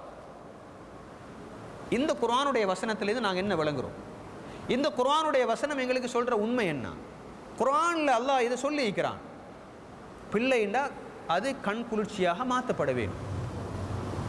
அந்த பிள்ளை எங்களுக்கு தரப்பட்ட கிஃப்ட்டு, ஹிபத், அதாவது ஒரு பரிசாக தரப்பட்டிருக்கிறது, சோதனையாக தரப்பட்டிருக்கிறது. இப்போ சோதனையை என்னவாக மாற்றணும்? கண்ணுக்கு குளிர்ச்சி உள்ளதாக மாற்றவே.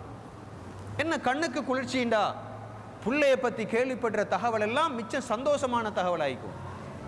உண்டியலை களவெடுத்தான், ஒரு பால் உறவுல சம்பந்தப்பட்டிருக்கிறான், மற்றவங்களுக்கெல்லாம் கல் வீசுகிறான், ஆசிரியர்களை மதிக்கிறான். இல்லை, இப்படியான தகவல் எல்லாம் கேள்விப்படக்கூடாது. பிள்ளையை பற்றி எப்படி கேள்விப்படணும்? மாஷா அல்லாஹ், அவன் கிராத் போட்டியில் முதலாவது வந்திருக்கிறான், கிளாஸில் அவன் முதலாவது 2வதாக வந்திருக்கிறான், ஆசிரியர்கள் எல்லாரையும் மதிக்கிறான், அவன் மற்றவங்களுக்கு உதவி செய்கிறான், அவன் சுத்தமானவனாக இருக்கிறான், டைமுக்கு வேலை செய்கிறவனாக இருக்கிறான், அவன் பாதையில் போகிற நேரம் யாரையாவது ஒரு வயசாளியை கண்டா என்ன செய்கிறான்? கையை பிடிச்சி அப்படியே அடுத்த பக்கத்துக்கு கூட்டி கொண்டு விடுறான். இப்படி தகவல்கள் கிடைக்க வேணும், அப்போதான் கண்ணுக்கு குளிர்ச்சி. அந்த பிள்ளை வீட்டுக்குள்ளே வர நேரம் அந்த பிள்ளைக்கும் சந்தோஷம் இருக்கணும், எங்களுக்கும் அந்த பிள்ளையை பார்த்து சந்தோஷம் இருக்கணும். மதரசாவில் இருந்து வர்றான், ஸ்கூலில் இருந்து வருதான், ஆம்பளை பிள்ளையாக இருக்கலாம், பொம்பளை பிள்ளையாக இருக்கையிலும் வார நேரமே உம்மா வாப்பா நான் இன்றைக்கு படிச்சிருக்கிறேன் வாப்பா, என்னுடைய டீச்சர் வந்து என்னுடைய சார் வந்து என்னை புகழ்ந்த வாப்பா, நான் இன்றைக்கு பள்ளிக்கு போயிட்டு வாரேன் 5 நேரம் தொழுதுட்டு, அப்படியெல்லாம் சொல்லக்கூடிய மாதிரிக்கு அந்த பிள்ளையோட வார்த்தைகள் இருக்க வேணும். அந்த பிள்ளையை பார்த்தா குர்ரத்து ஆயுன், கண்ணுக்கு அப்படி குளிர்ச்சி வர வேணும், சந்தோஷம் கொண்டு வர வேணும். தெரியுமா அந்த கண் குளிர்ச்சி என்று சொல்ல பாவிச்சிருக்கிறாங்க அல்லாஹு தாலா குர்ஆன்ல. ஜாஹிலியா காலத்தில் அரபு நாட்டில் சரியான உஷ்ணமான பிரதேசம், உங்களுக்கு தெரியும். அது எந்த நேரமுமே உஷ்ணமான காற்று தான் வீசி கொண்டிருக்கும். அந்த நேரத்தில் ஒரு குளிர்ச்சியான காற்று அப்படியே உடம்புல பட்டு கொண்டு போனால் அரபிகளுக்கு சரியான சந்தோஷம். அதுவும் கண்ணில் படுற நேரம் கண்ணுக்கு சரியான சந்தோஷம் இருக்கும். அப்போ கண்ணுக்கு ஏற்படுற குளிர்ச்சி என்றா என்ன? சந்தோஷம். எனவே எங்களுடைய பிள்ளைகளை நாங்கள் எப்படி மாற்ற வேணும்? கண்ணுக்கு குளிர்ச்சியானவர்களாக மாற்ற வேணும். சோதனைகளை குளிர்ச்சியானவர்களாக மாற்ற வேணும். மாற்றினால்தான் நாளை மறும நாளில் எங்களுக்கு கிடைக்கிறது கிடைக்கும். 4வது குழந்தைகளை பற்றி ரசூல் ஸல்லல்லாஹு அலைஹி வஸல்லம் அவங்க என்ன சொல்லியிருக்கிறாங்கன்னு பார்ப்போம். என்ன சொல்லியிருக்கிறாங்க? ஒரு மனிதன் மௌத்தாகியதற்கு பின்னால் அவனுடைய சகல அமல்களும் அவனை விட்டும் துண்டிக்கப்பட்டுவிடும். ஆனால் 3 விஷயங்கள் மாத்திரம் அவனோடு தொடர்ந்தும் வந்து கொண்டே இருக்கும். அந்த ஹதீஸை நாங்கள் அடிக்கடி கேள்விப்பட்டிருக்கிறோம். முதலாவது சதக்கா ஜாரியாவை அவன் உலகத்தில் விட்டுட்டு போனால், அல்லது ஒரு பயனுள்ள அறிவை அவன் உலகத்தில் விட்டுட்டு போனால், 3வது ஒரு சாலிஹான பிள்ளையை உலகத்திலே விட்டு போனால் அவனுக்கு அது கபருக்கு தொடர்ந்தும் கிடைச்சி கொண்டே இருக்கும்னு சொன்னார்கள். அது தொடர்ந்தும் கிடைச்சி கொண்டே இருக்கும் அந்த நன்மை. நீங்கள் ஒரு சாலிஹான பிள்ளையை உருவாக்கிட்டு போனீங்க, கண்ணுக்கு குளிர்ச்சியான ஒரு பிள்ளையை உருவாக்கிட்டு போனீங்க. அந்த பிள்ளை இப்போ நல்ல அமல்கள் செஞ்சு கொண்டிருக்குது, உலகத்தில் நிறைய நல்ல வேலைகள் செய்யுது. அந்த பிள்ளை புத்தகம் எழுது, அந்த பிள்ளை சமூக சேவை செய்யுது, அந்த பிள்ளை ஒரு பயான் பண்ணுது, அந்த பிள்ளை வந்து மற்றவங்களுக்கெல்லாம் பிரயோசனமாக இருக்குது. அந்த பிள்ளைக்கு கிடைக்கிற அந்த நன்மை இருக்குதே, அந்த நன்மையில் இருக்கிற ஒரு பங்கு அந்த பிள்ளையை உருவாக்கின தாய்க்கும் தகப்பனுக்கும் கிடைக்கும். அந்த பிள்ளைக்கு தான் வலதும் சாலிஹுன் என்று சொல்றது. சாலிஹான பிள்ளை, நல்ல பிள்ளை என்று சொல்றது அந்த பிள்ளைக்கு தான். எனவே பிள்ளை என்ன செய்ய வேணும்? கண்ணுக்கு குளிர்ச்சியாக மாற்ற வேணும், சாலிஹான பிள்ளையாக மாற்ற வேணும். அப்பதான் எங்களுக்கு தரப்பட்டிருக்கின்ற அந்த பரிசு அர்த்தமுள்ள பரிசாக இருக்கு. எங்களுக்கு இருக்கிற அந்த அந்த சோதனையை நாங்கள் சோதனையில் வெற்றி அடைஞ்சவங்களாக மாறுவோம். நாங்கள் சிந்திச்சு பார்ப்போம், அந்த வேலையெல்லாம் நாங்கள் செஞ்சிருக்கிறோமான்னு சொல்லி. இதுக்கு எப்போ இருந்து கஷ்டப்பட வேணும்? அந்த புள்ள 15 வயசாகி 16 வயசானதுக்கு பிறகுதான் அந்த வேலையெல்லாம் செய்கிறது இல்லை. அப்படியெல்லாம் செய்ய இயலாது. அந்த புள்ள கருவுல தரிக்கிறதுக்கு முன்னால இருந்தே அதுக்கு திட்டம் போட வேண்டும். தமிழில் சொல்லுவாங்க எப்படி? 5ல் விளையாவிட்டால் 50ல் விளையாது, 5ல் விளையாட்டி 50ல் விளையாது. விளையும் பயிரை முளையிலே தெரியும், இளமையிலே கல்வி சிலையிலே எழுத்து, தொட்டில் பழக்கம் சுடுகாடு மட்டும், பசு மரத்தாணி போல் என்றெல்லாம் தமிழில் நிறைய பழமொழிகளை நாங்கள் ஸ்கூலில் படிச்சுக்கிறோம். இதெல்லாம் ஏன் இந்த பழைய காலத்து மக்கள் சொல்லி வச்சாங்க என்றால், சின்ன பருவத்திலேயே அதுக்குரிய அடித்தளம் அஸ்திவாரம் போடப்பட வேண்டும். தாயும் தகப்பனுக்கு முக்கியமான பங்கு இருக்கிறது. அவர்கள் ஒரு நாளும் அவர்களுடைய கடமையிலே தவறு விட்டு மற்றவர்களை குறை சொல்லுகின்ற அளவுக்கு அவர்கள் வரக்கூடாது. இதை நாங்கள் மிச்சம் கவனமாக விளங்கி கொள்ள வேண்டும். ஸ்கூலுக்கு அனுப்புறதுக்கு முன்னால் நல்லா ஞாபகம் வச்சு கொள்ளுங்கோ. நவீன உளவியலாளர்கள் சைக்காலஜிஸ்ட் சொல்கிறாங்க, ஒரு பிள்ளையினுடைய ஆளுமை விருத்தியை பொறுத்தவரையிலே 5 வயசுக்குள்ளேயே அந்த பிள்ளைக்கு தேவையான வளர்ச்சியெல்லாம் கிடைச்சிருதுன்னு சொல்லி.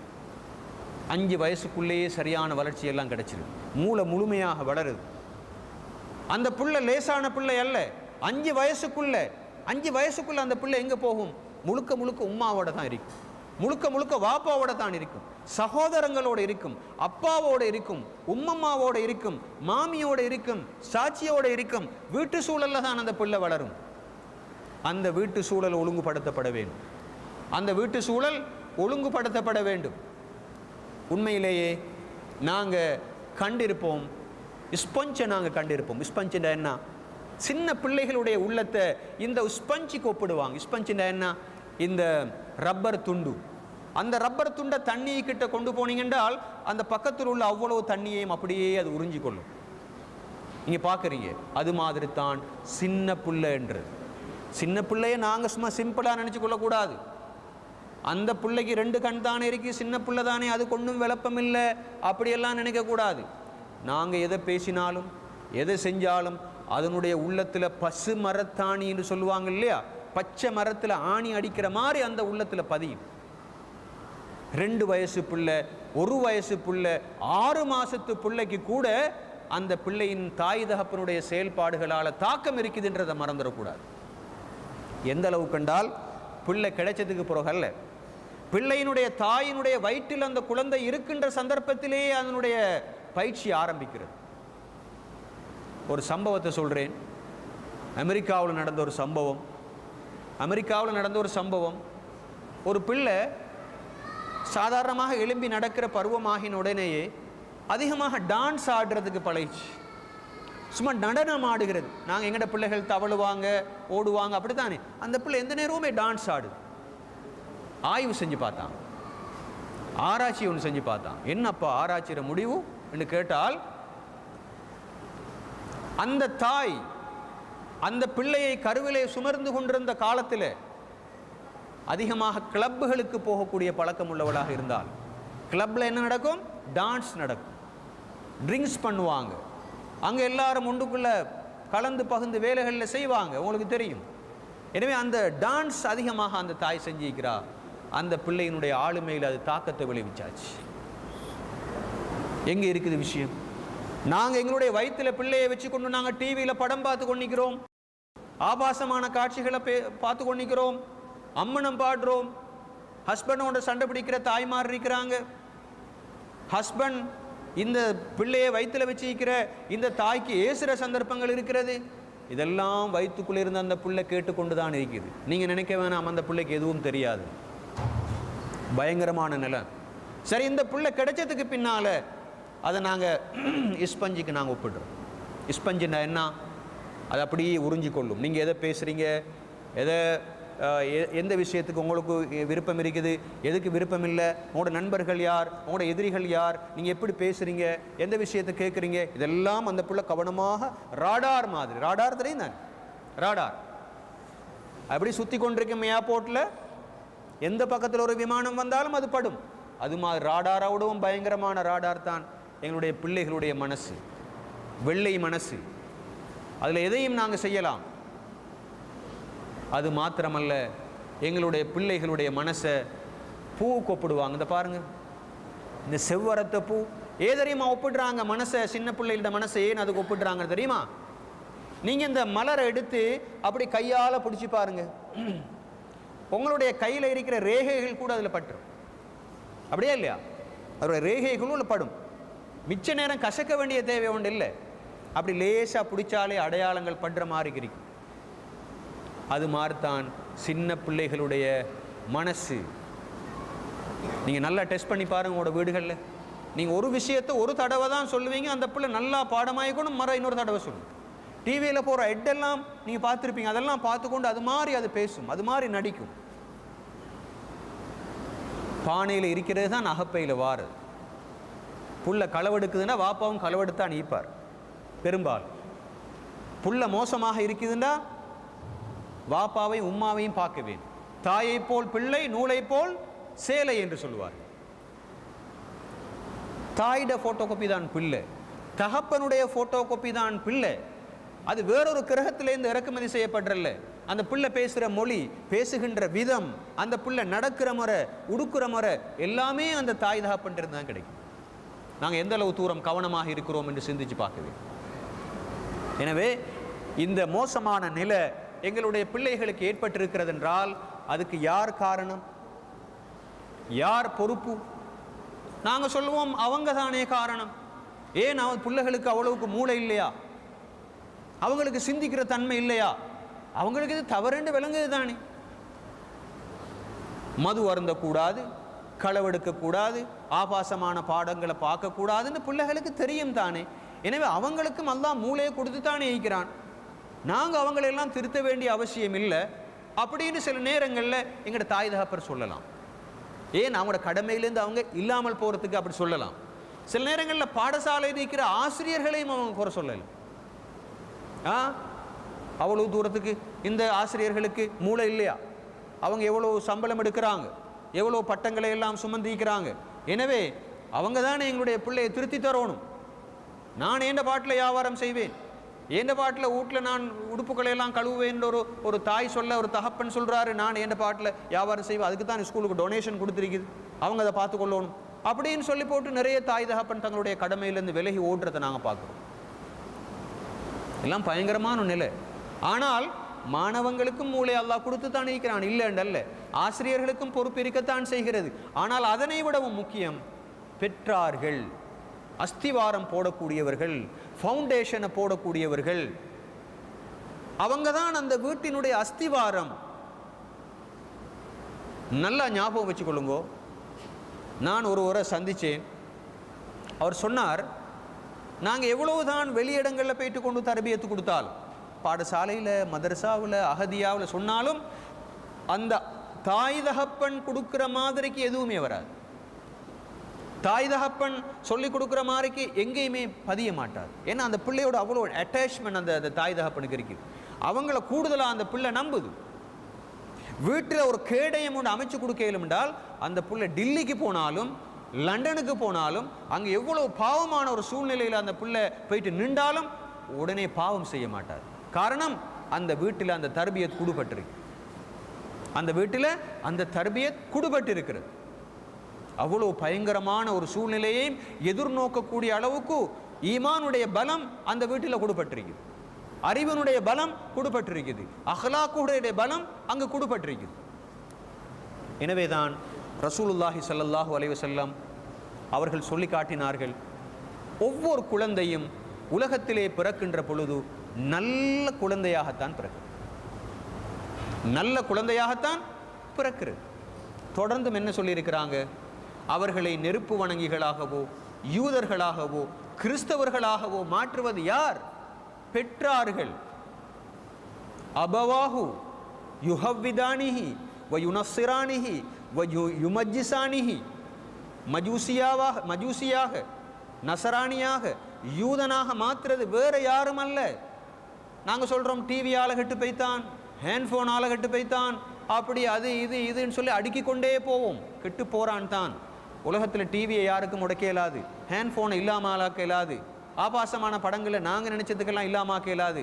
அது இருந்த பாட்டில் இருக்கட்டும், அதை இல்லாமாக்கிறதுக்கு பொறுப்புதாரிகள் அந்த வேலையை செய்யத்தான் வேணும். ஆனால் எங்கட பக்கத்தால் சரியான ஒரு கேடயம் ஒன்றை செஞ்சு கொடுப்போமாக இருந்தால், பிள்ளைக்கு அந்த ஈமானுடைய ஜோதியை ஏற்படுத்துவோமாக இருந்தால், சரியான தர்பியத்தை கொடுப்போமாக இருந்தால், எப்படியான ஒரு சூழ்நிலையில் போனாலும் அல்லாஹ்வுடைய கிருபையின் காரணமாக அந்த பிள்ளைக்கு தாக்கு பிடிக்க முடியும். நீங்கள் எப்படிப்பட்ட ஒரு பாவமான சூழ்நிலைக்கு அனுப்பினாலும் கூட அதனைத்தான் ரசூல் ஸல்லல்லாஹு அலைஹி வஸல்லம் அவர்கள் மிக தெளிவாக சொல்லி காட்டினார்கள். எனவே பெற்றாருடைய பங்கு மிகவும் முக்கியமானது. ரசூல் ஸல்லல்லாஹு அலைஹி வஸல்லம் அவர்கள் சொன்ன அந்த ஹதீஸ் புகாரி என்ற கிரந்தத்திலே பதிவு செய்யப்பட்டிருக்கிறது. குல்லு மௌலூதின் யூலது அலல் ஃபித்ரா. உலகத்திலே பிறக்கின்ற ஒவ்வொரு குழந்தையும் நல்ல குழந்தையாகத்தான் பிறக்கிறது, நல்ல இயல்பான தன்மை கொண்டதாகத்தான் பிறக்கிறது. அந்த பிள்ளையை நாசமாக்குறது வேற யாரும் அல்ல. தெளிவாக சொல்லிட்டாங்க, தாயும் தகப்பனும் தான். அந்த வீட்டினுடைய சூழல் தான் அதற்கான காரணம். அந்த வீட்டினுடைய மாஹோல் அதற்கு பொருத்தமானதாக இல்லை என்றால் அந்த நிலை ஏற்படும். அதனை தெளிவாக சொல்லியிருக்கிறார்கள். எனவே அந்த தமிழில் சொல்லுவாங்க, தாயை போல் பிள்ளை, நூலை போல் சேலை என்று சொல்வார்கள். நசை என்ற கிரந்தத்திலே பதிவு செய்யப்பட்டிருக்கின்ற ஒரு ஹதீஸிலே ரசூலுல்லாஹி ஸல்லல்லாஹு அலைஹி வஸல்லம் அவர்கள் சொன்னார்கள், நிச்சயமாக அல்லாஹு தஆலா ஒவ்வொரு பொறுப்புதாரி இடத்திலும் அவருடைய பொறுப்புகளை பற்றி விசாரிப்பான். அந்த பொறுப்பை கவனமாக பேணினானா அல்லது வீணடித்தானா என்று விசாரிப்பான். ஒவ்வொரு மனிதனிடத்திலும் கேட்பான். அவருடைய குடும்பத்தை பற்றி கேட்பான், மனைவியை பற்றி கேட்பான், பிள்ளைகளை பற்றி கேட்பான். அவர்களை நாசமாக்கினானா அல்லது பாதுகாத்தானா என்று அந்த விஷயத்திலே அல்லாஹு தஆலா கேள்வி எழுப்புவான். அபூதாவுதிலே பதிவு செய்யப்பட்டிருக்கின்ற இன்னும் ஒரு ஹதீஸ்லே ஸல்லல்லாஹு அலைஹி வஸல்லம் அவர்கள் சொன்னார்கள், கஃபா பில் மர்இ இஸ்மன் அன் யுதைய மன் யகூத். ஒரு மனிதன் தன்னுடைய பராமரிப்பில் இருப்பவர்களை அவன் கவனிக்காமல் வீணடித்து விடுவானாக இருந்தால் அவன் வேறு பாவங்கள் எதனையும் செய்ய வேண்டிய அவசியமில்லை, அந்த பாவம் மாத்திரம் போதும் என்று சொன்னார்கள்.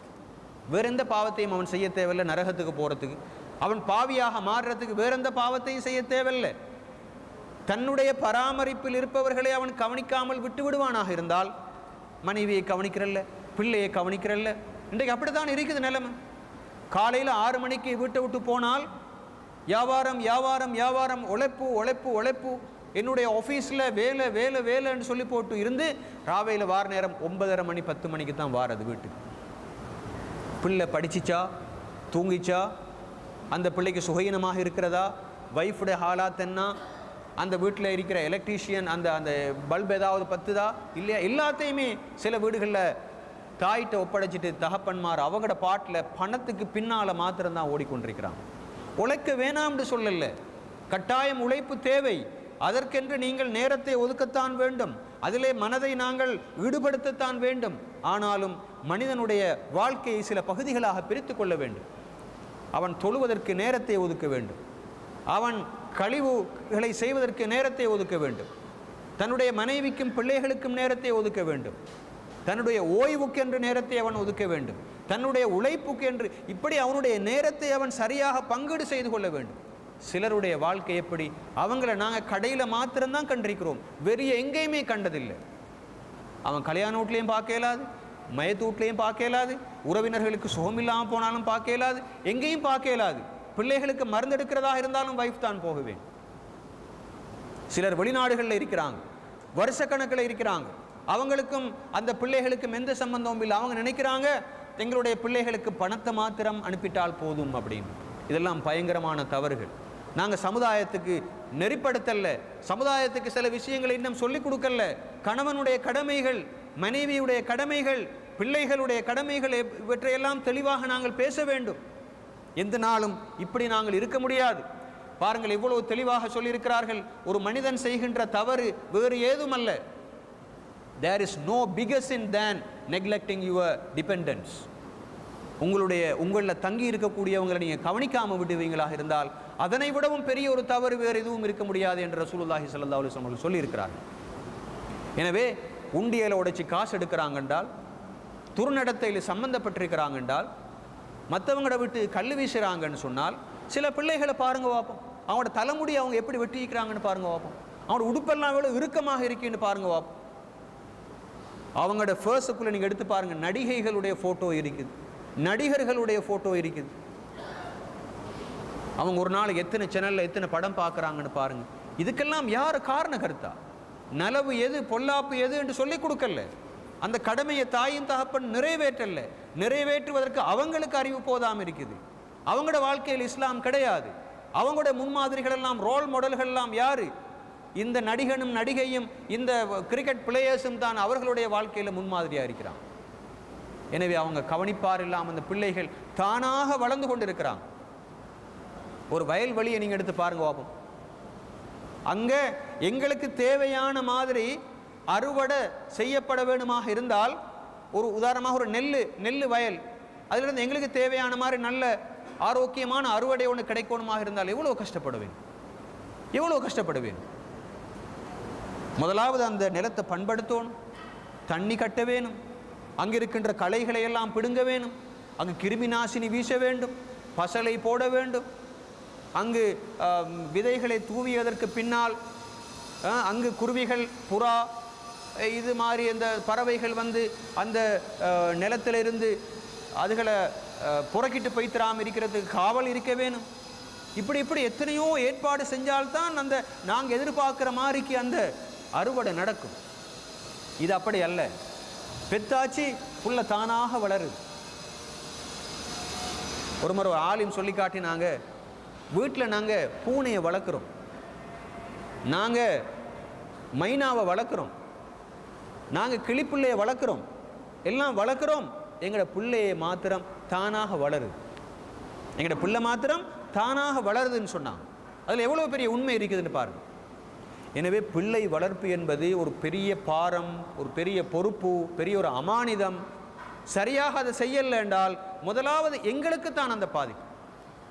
முதலாவது அந்த பிள்ளை எங்களை கொண்டு போயிட்டு தான் எல்டர்ஸ் ஹோமில் தள்ளும். அந்த துவாவை கொஞ்சம் கேட்டு பாருங்க. அந்த துவா என்ன? ரப்பனா கஃபிர் லனா வலி வாலிதைனா ரப்பிர்ஹம்ஹுமா கமா ரப்பயானி சகீரா.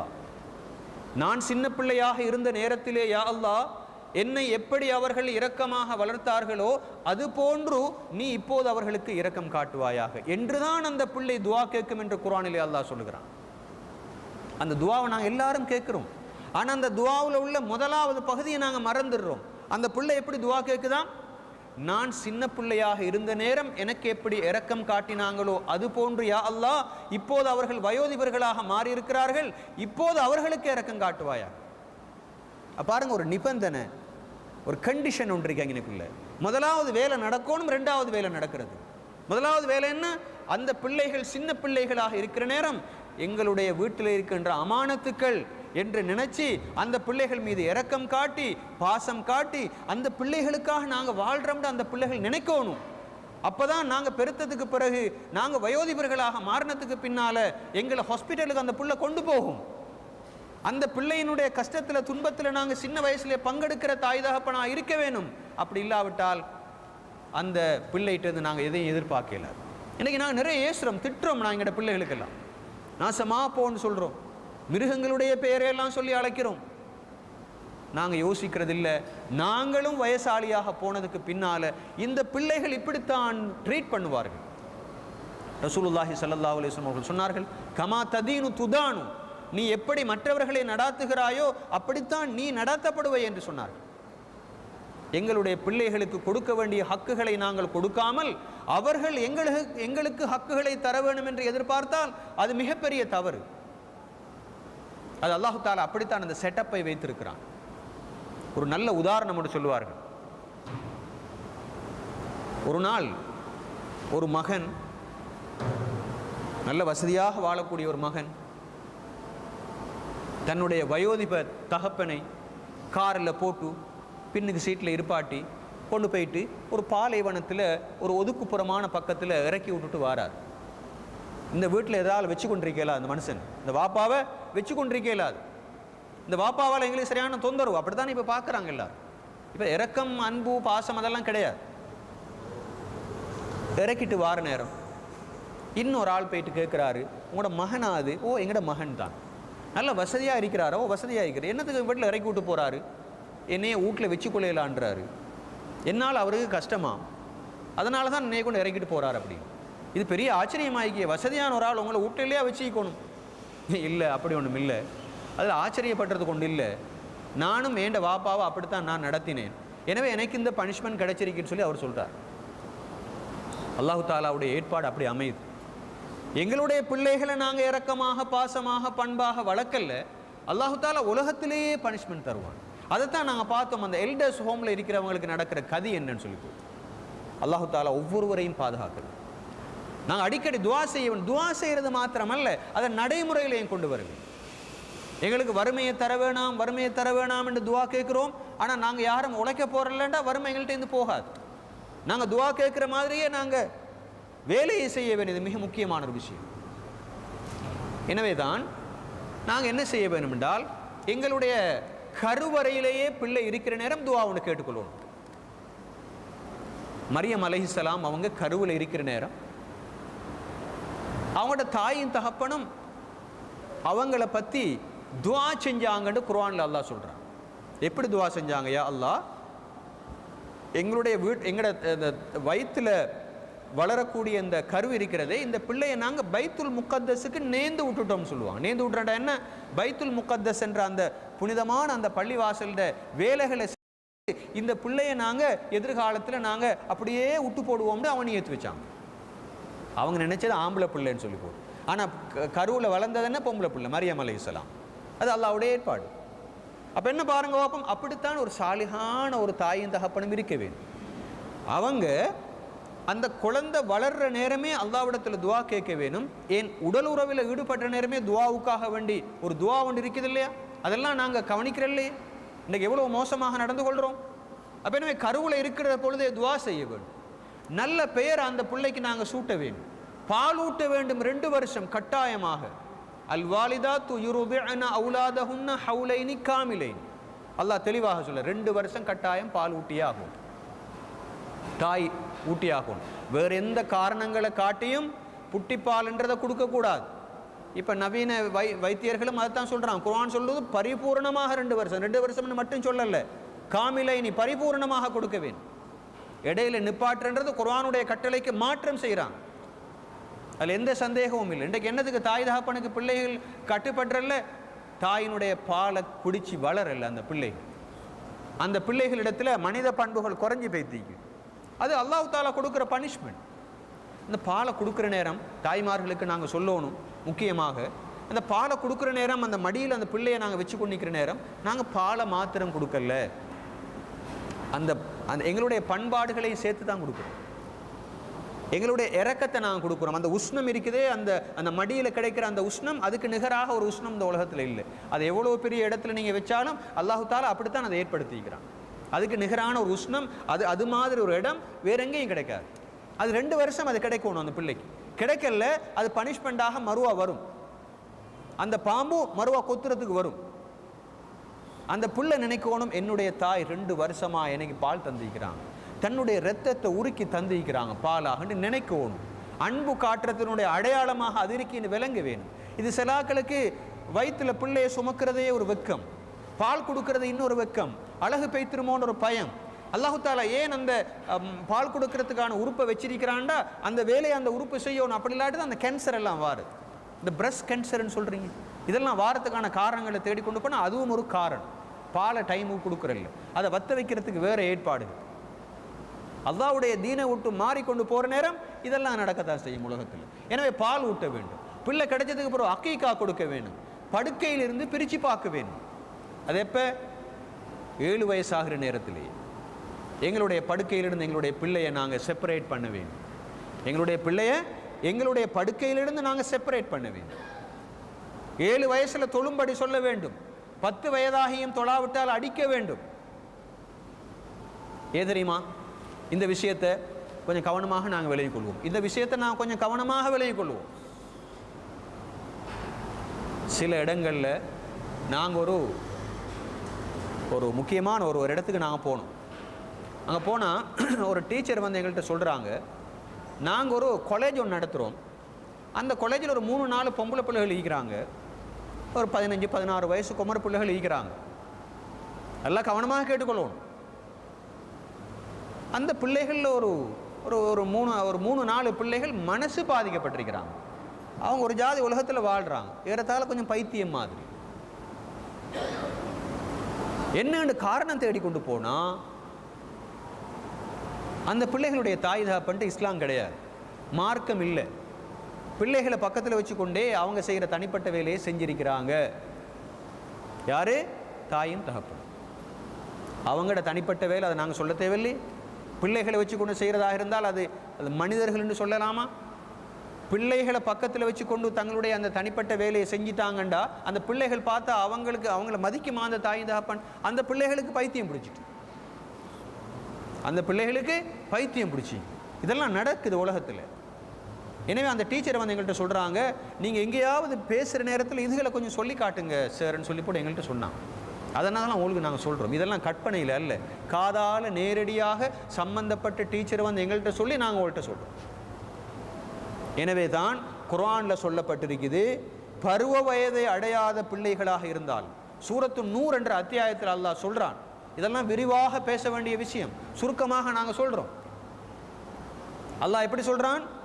3 வகையான சந்தர்ப்பங்களில் பெரியவர்கள் தூங்கக்கூடிய ரூமுக்குள்ளே சின்ன பிள்ளைகள் போவதாக இருந்தாலும், அவர்கள் பருவ வயதை அடையாத பிள்ளைகளாக இருந்தாலும் அனுமதி கேட்டுக்கொண்டு தான் போக வேண்டும். சலாசு அவுராத்தில்லக்கும், 3 அவுரத்துக்கள்னு சொல்கிறான். சுபஹுக்கு முன்னால் உள்ள நேரம், பகல் நேரத்தில் ஆடைகளை சற்று களைந்து கொண்டு இளைப்பாறுகின்ற நேரம், மிம்பாதி சலாத்தில் இஷா தொழுகைக்கு பின்னால் உள்ள நேரம். இந்த 3 நேரத்திலையும் தாய் தகப்பன் படுக்கக்கூடிய ரூமுக்குள்ள அவர்களால் பெற்றெடுக்கப்பட்ட பிள்ளைகள் போவதாக இருந்தாலும் அனுமதி எடுத்துக்கொண்டு தான் போக வேண்டும்.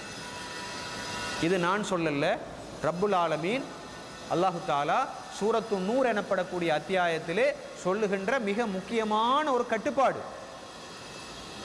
பருவ வயதை அடைஞ்சவங்க அனுமதி கேட்டுக்கொண்டு போகணும் எல்லா நேரத்திலையும். நல்லா ஞாபகம் வச்சுக்கொள்ளுங்க. பருவ வயது அடைஞ்சவங்க பெண்கள் இருக்கிற அல்லது கணவன் மனைவி இருக்கிற ரூமுக்குள்ளே போகிற நேரம் அனுமதி கேட்டுக்கொண்டு போக வேண்டும்.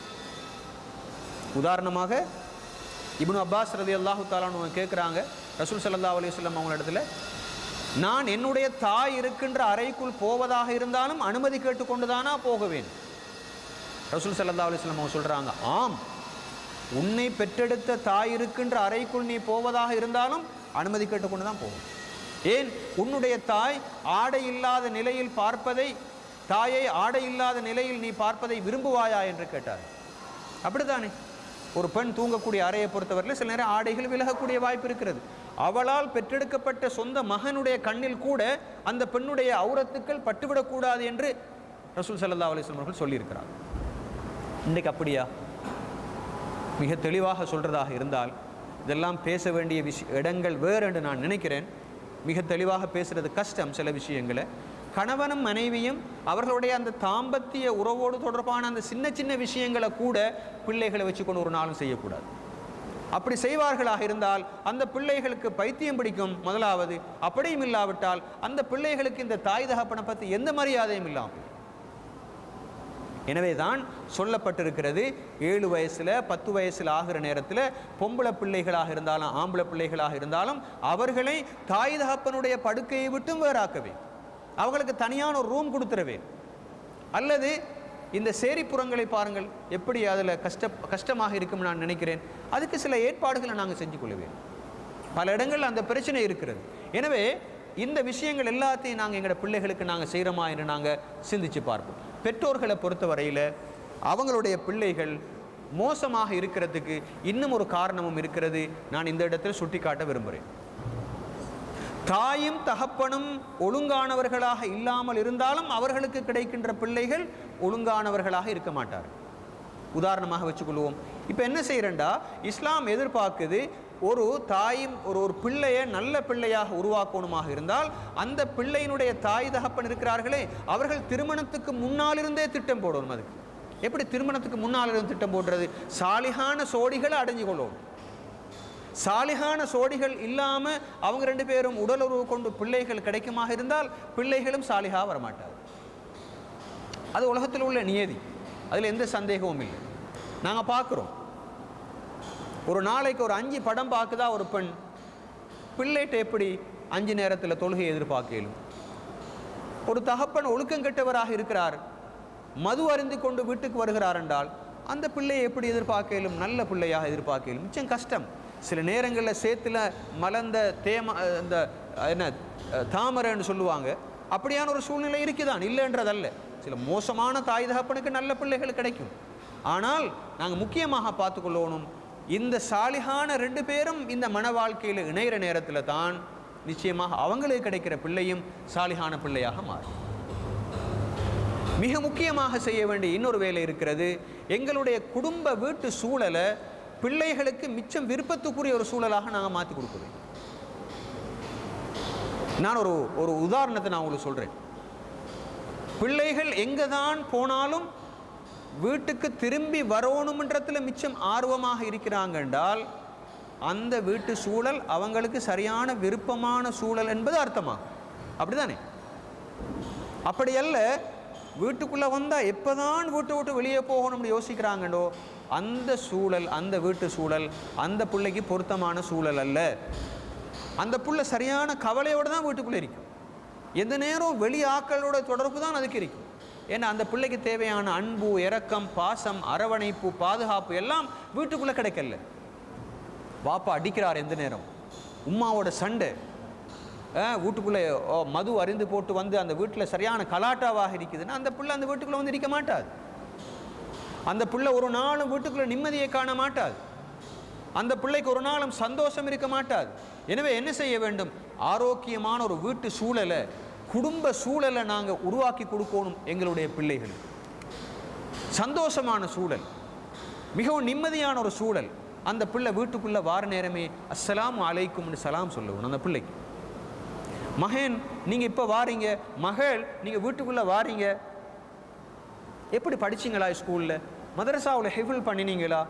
நீங்கள் போயிட்டு வாரீங்களே மாமியோட வீட்டுக்கு அல்லது பெரியம்மாவோட வீட்டுக்கு போயிட்டு வாரீங்க, எப்படி உங்களை அவங்க பார்த்தாங்க, கவனிச்சாங்க அப்படின்னு அந்த பிள்ளையோட விஷயத்தில் ஒரு இன்வால்மெண்ட்டோட எங்களுக்கு தேவை, ஒரு அக்கறையோட எங்களுக்கு தேவை. அந்த பிள்ளை நினைக்கணும், ஏண்ட வாப்பாவும் உம்மாவும் என்னோட மிச்சம் நெருக்கமாக இருக்கிறாங்க, என்னோட பாசமாக இருக்கிறாங்க, அக்கறையாக இருக்கிறாங்க, என்னையை பற்றி தேடுறாங்க. நான் எங்கேயாவது போனால் விளையாட போனாலும் மகன் யாரோட போயிட்டு விளையாடினீங்க, மகள் யாரோட போயிட்டு விளையாடினீங்கன்னு கேட்குறாங்க. எனவே நான் கைவிடப்பட்டவன் அல்ல, நான் கவனிப்பார் உள்ளவன் அல்ல, கவனிப்பார் இல்லாதவன் அல்ல. என்னை கவனிக்கிறாங்க, என்னோட இரக்கமாக இருக்கிறாங்க, என்னுடைய பிரச்சனைகளை நியாயமாக கேட்குறாங்க என்ற உணர்வு அந்த பிள்ளைக்கு வரவே. எனவே தான் நாங்கள் பார்க்குறோம் புரோக்கன் ஃபேமிலிஸ்ன்னு சொல்லுவாங்க, பிக் ப்ராப்ளம் அண்ட் சேலஞ்ச். இந்த உடைந்த குடும்பங்கள், தாய் தகப்பனோட பேசுறதில்லை, தகப்பன் தாயோடு பேசுறதில்லை, எல்லாம் உடைஞ்சு சிதைவடைந்த குடும்பங்கள் இருக்கிற குடும்பங்களை பொறுத்தவரையில் அங்கே பெரிய பிரச்சனையாக தான். நாங்கள் ஒரு ஸ்கூலுக்கு போனோம், அங்கே இருக்கிற பிரின்சிபலோட கொஞ்சம் நேரம் பேசி கொண்டிருந்தோம். அவர் சொன்னார், எங்களுடைய ஸ்கூலுக்கு வார பிள்ளைகளில் நல்ல கெட்டித்தனமாக ஒரு 3-4 வருஷம் படித்து கொண்டு வார ஒரு பிள்ளையை நான் பார்த்தேன். 3ஆம் வகுப்பு 4ஆம் வகுப்புலலாம் முதலாவது பிள்ளை 2வது பிள்ளையாகத்தான் வந்துச்சு. ஆனால் திடீரென்று 5ஆம் வகுப்புக்கு போன உடனேயே அந்த பிள்ளை 35வது 40வது இடத்துக்கு போயிட்டு எங்களுக்கு சரியான ஆச்சரியமாக போயிட்டு அந்த பிள்ளையை பற்றி நாங்கள் தேடி பார்த்தோம், அந்த பிள்ளையை பற்றி நாங்கள் ஆராய்ச்சி பண்ணி பார்த்தோம். என்ன காரணம்? என்ன காரணம்? முந்தி அந்த பிள்ளை நல்லா படித்த நேரத்தில் அந்த பிள்ளையோட வீட்டு சூழலில் நல்ல சந்தோஷம் இருந்துச்சு, தாய் தகப்பனும் நல்ல ஒத்துமையாக இருந்தாங்க. இப்போ எப்படி இருக்கிறாங்க? 2 பேரும் சண்டை பிடிச்சு கொண்டு பிரிஞ்சிட்டாங்க. எனவே அந்த பிள்ளையுடைய மனசில் அது பெரிய தாக்கத்தை உண்டு பண்ணி இருக்குது. அதனால் அந்த பிள்ளை என்ன செய்யுது? இப்போ படிப்பில் கவனம் இல்லை, அந்த தாயும் தகப்பனும் சண்டை பிடிச்சு கொள்றாங்க, எந்த நேரவுமே ஏசிக்கொள்றாங்க என்ற காரணத்தை அந்த பிள்ளை சொல்லி காட்டு. எனவே புரோக்கன் ஃபேமிலிஸ், உடைந்த குடும்பங்கள், சிதைவடைந்த குடும்பங்கள் என்று சொல்ற நேரம் அது ஒரு பெரிய ஒரு பிரச்சனையாக அமையுது. அந்த பிள்ளையை நாங்கள் பார்க்குறோம், அந்த பிள்ளை ஒரு மூளைக்காகி கொண்டு கண்ணை மூடிக்கொண்டு கால் 2ஐயும் அப்படியே கட்டிப்பிடிச்சு கொண்டு அந்த பிள்ளை என்ன செய்யுது? தன்னுடைய கவலைகளை யாரிடத்துல தான் முறப்படையலும்? தான் தஞ்சம் கோர வேண்டிய இந்த உலகத்தில் இருக்கிற தாயையும் தகப்பனையும் விடையும் வேற யாரு தான் உலகத்தில் இருக்கலும்? அவங்க 2 பேருமே பிரச்சனைக்குரியவங்களாக இருக்கிறாங்கண்டா என்னுடைய கவலையை நான் யாரிடத்துல முறப்பட முடியும்? அந்த பிள்ளை நினைச்சு அழுது அழுது அழுது மனசெல்லாம் அப்படியே வெம்பி அப்படியே உடைஞ்சு சில நேரம் தற்கொலை செய்கிற அளவுக்கு அந்த பிள்ளை போகும். இதுக்கெல்லாம் காரணம் என்ன? அந்த வீட்டு சூழல் பயங்கரமாக இருக்கிறது. எனவே நாங்கள் என்ன செய்ய வேண்டும் என்றால், நாங்கள் முன்மாதிரியாக இருக்கணும். எல்லா விஷயத்திலையும், தொழுகிற விஷயத்தில், நோன்பு பிடிக்கிற விஷயத்தில் ரோல் மாடல்களாக நாங்கள் இருக்க வேண்டும். கணவன் மனைவியினுடைய உறவு என்ற விஷயத்தில், நாவை பேணிக்கொள்றதுல, உடைநடை பாவனையில், வாசிக்கிறதுல, உலமாக்களையும் அறிஞர்களையும் கண்ணியப்படுத்துகிற விஷயத்தில் நாங்கள் முன்னுக்கு இருக்க வேண்டும். ஒரு பிள்ளையை பார்த்து, பிள்ளை நீ 5 நேரம் தொழுன்னு சொல்கிறத விடவும் மிகவும் தாக்கமுள்ள விஷயம் என்னென்னா, வாப்பா டைமுக்கு பள்ளிக்கு போய்த்துருவோம். அப்போ ஆட்டோமேட்டிக்காக பிள்ளை பார்க்கும், இதுதான் போல் நல்ல வேலை, எனவே நானும் தொழணும்னு நினைக்கும். இன்றைக்கு சில வீடுகளில் நாங்கள் பார்க்குறோம், சில தாயும் தகப்பனும் பேசிக்கொள்கிற மாதிரி. கணவன் மனைவிக்கு எப்படி ஏசுற, மனைவி கணவனுக்கு எப்படி ஏசுகிறாங்க, மிருகங்களுடைய பேரை சொல்லி கூட கூப்பிடுறாங்க. கழுதன்னு சொல்கிறாங்க, பண்டின்றாங்க, நாயின்றாங்க. இதெல்லாம் பிள்ளைகள் கேட்டுக்கொண்டிருக்கிறாங்க. பிள்ளைகளை கூட சில நேரங்களில் அந்த வகையான சொற்களால் அழைக்கிறாங்க. உதாரணமாக ஒரு தாய் தன்னுடைய பிள்ளையை பார்த்து நீ ஒரு கழுதன்னு சொல்கிறான்னு வச்சுக்கொள்வோமே, நாங்கள் ஒரு கேள்வி ஒன்று கேட்குறோம் அந்த தாயிட்ட, மனுஷனுக்கு எப்படி கழுத புறக்கேலும்? மனுஷனுக்கு எப்படி கழுத புறக்கேலும்? எனவே அந்த புள்ள கழுத என்று சொன்னால் அந்த பிள்ளையோட தாய் மனிதனாக இருக்க இயலாது தானே. அந்த தாயும் யாரு? கழுதையாக தான் இருக்க வேண்டும். மாடுன்னு ஏசுறீங்க நீங்கள் ஒரு வாப்பா அவங்களோட மகளை பார்த்து மகனை பார்த்து. எனவே மனுஷனுக்கு மாடு பிறந்திருக்க இயலாது தானே. அதுகளை கொஞ்சம் யோசிச்சு பார்க்கறது இல்லை. நாங்கள் மிச்சம் மோசமாக ஏசுகிறோம், எங்களோட பிள்ளைகளுக்கு அனாவசியமாக ஏசுகிறோம். அந்த பிள்ளைகளுடைய மனசு பாதிக்கப்படுகிறது, மிகவும் மோசமாக பாதிக்கப்படுகிறது. இதனை கவனத்திலே நாங்கள் கொள்ள வேண்டும். நாங்கள் தொழுதால்தான், நாங்கள் இபாதத்து செஞ்சால்தான், நாங்கள் சதக்கா கொடுத்தால்தான், நாங்கள் உறவினர்களோட உறவுகளை வச்சு கொண்டால்தான் எங்களுடைய பிள்ளையும் அப்படி மாறும். அதுக்கு தான் ரோல் மாடல்னு சொல்கிறது, முன்மாதிரின்னு சொல்கிறது. 1000 பேசுறதை விடவும் 10 நீங்கள் செஞ்சு காட்டினீங்க என்றால் உங்களுடைய குழந்தையினுடைய வாழ்க்கையில் அது ஒரு மிகப்பெரிய தாக்கம் உள்ளதாக இருக்கும்.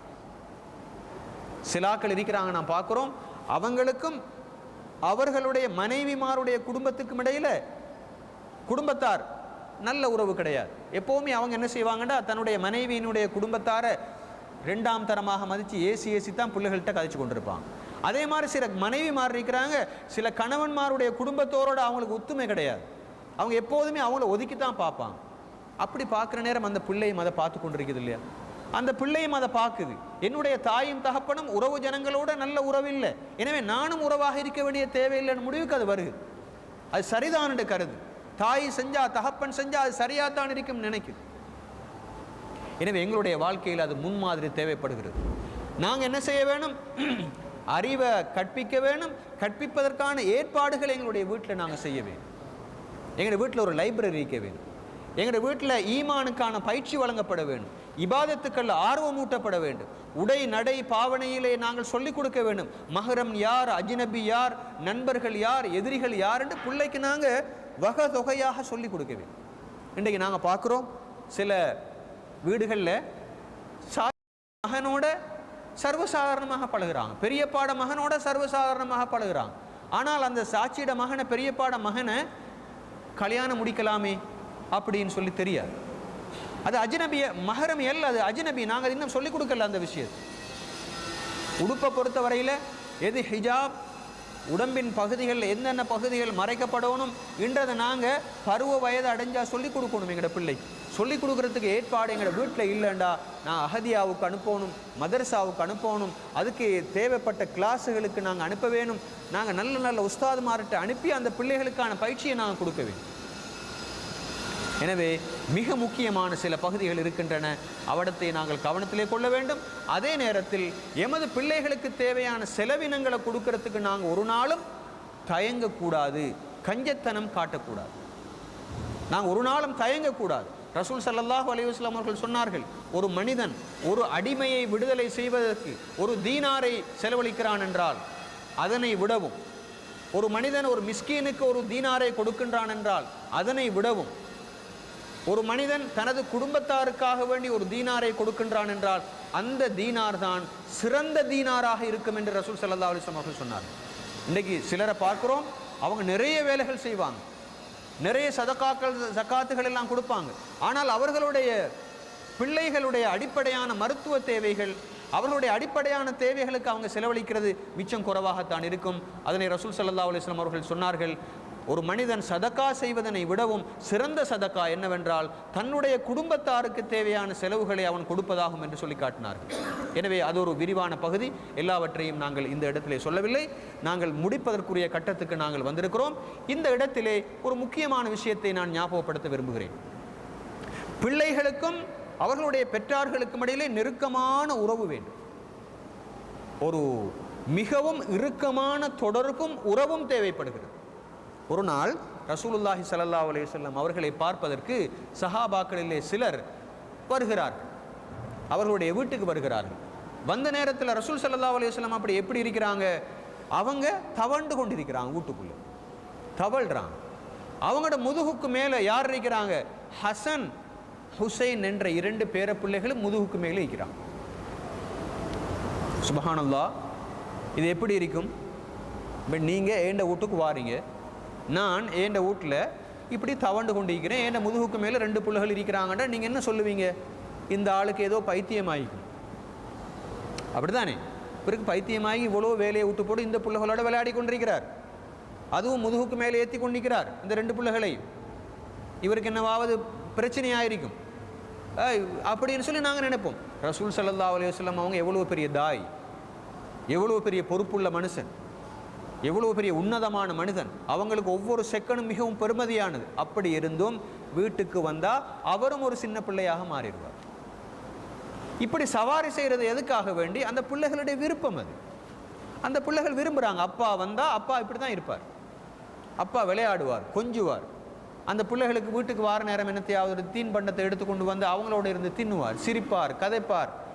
ஒரு இயந்திரம் அல்ல எங்களுடைய வாப்பா அல்லது அப்பா, உம்மாவும் அப்படித்தான். எந்த நேரத்தில் போலீஸ்காரன் மாதிரி நிற்கிறது, தடி எடுத்துக்கொண்டெல்லாம் நிற்கிறது, எந்த நேரம் சீர்றது, பாயிறது, அப்படி அல்ல. கண்டிக்க வேண்டிய இடத்துல கண்டிக்கத்தான் வேணும். வாப்பாவும் தான் உம்மாவும் தான்.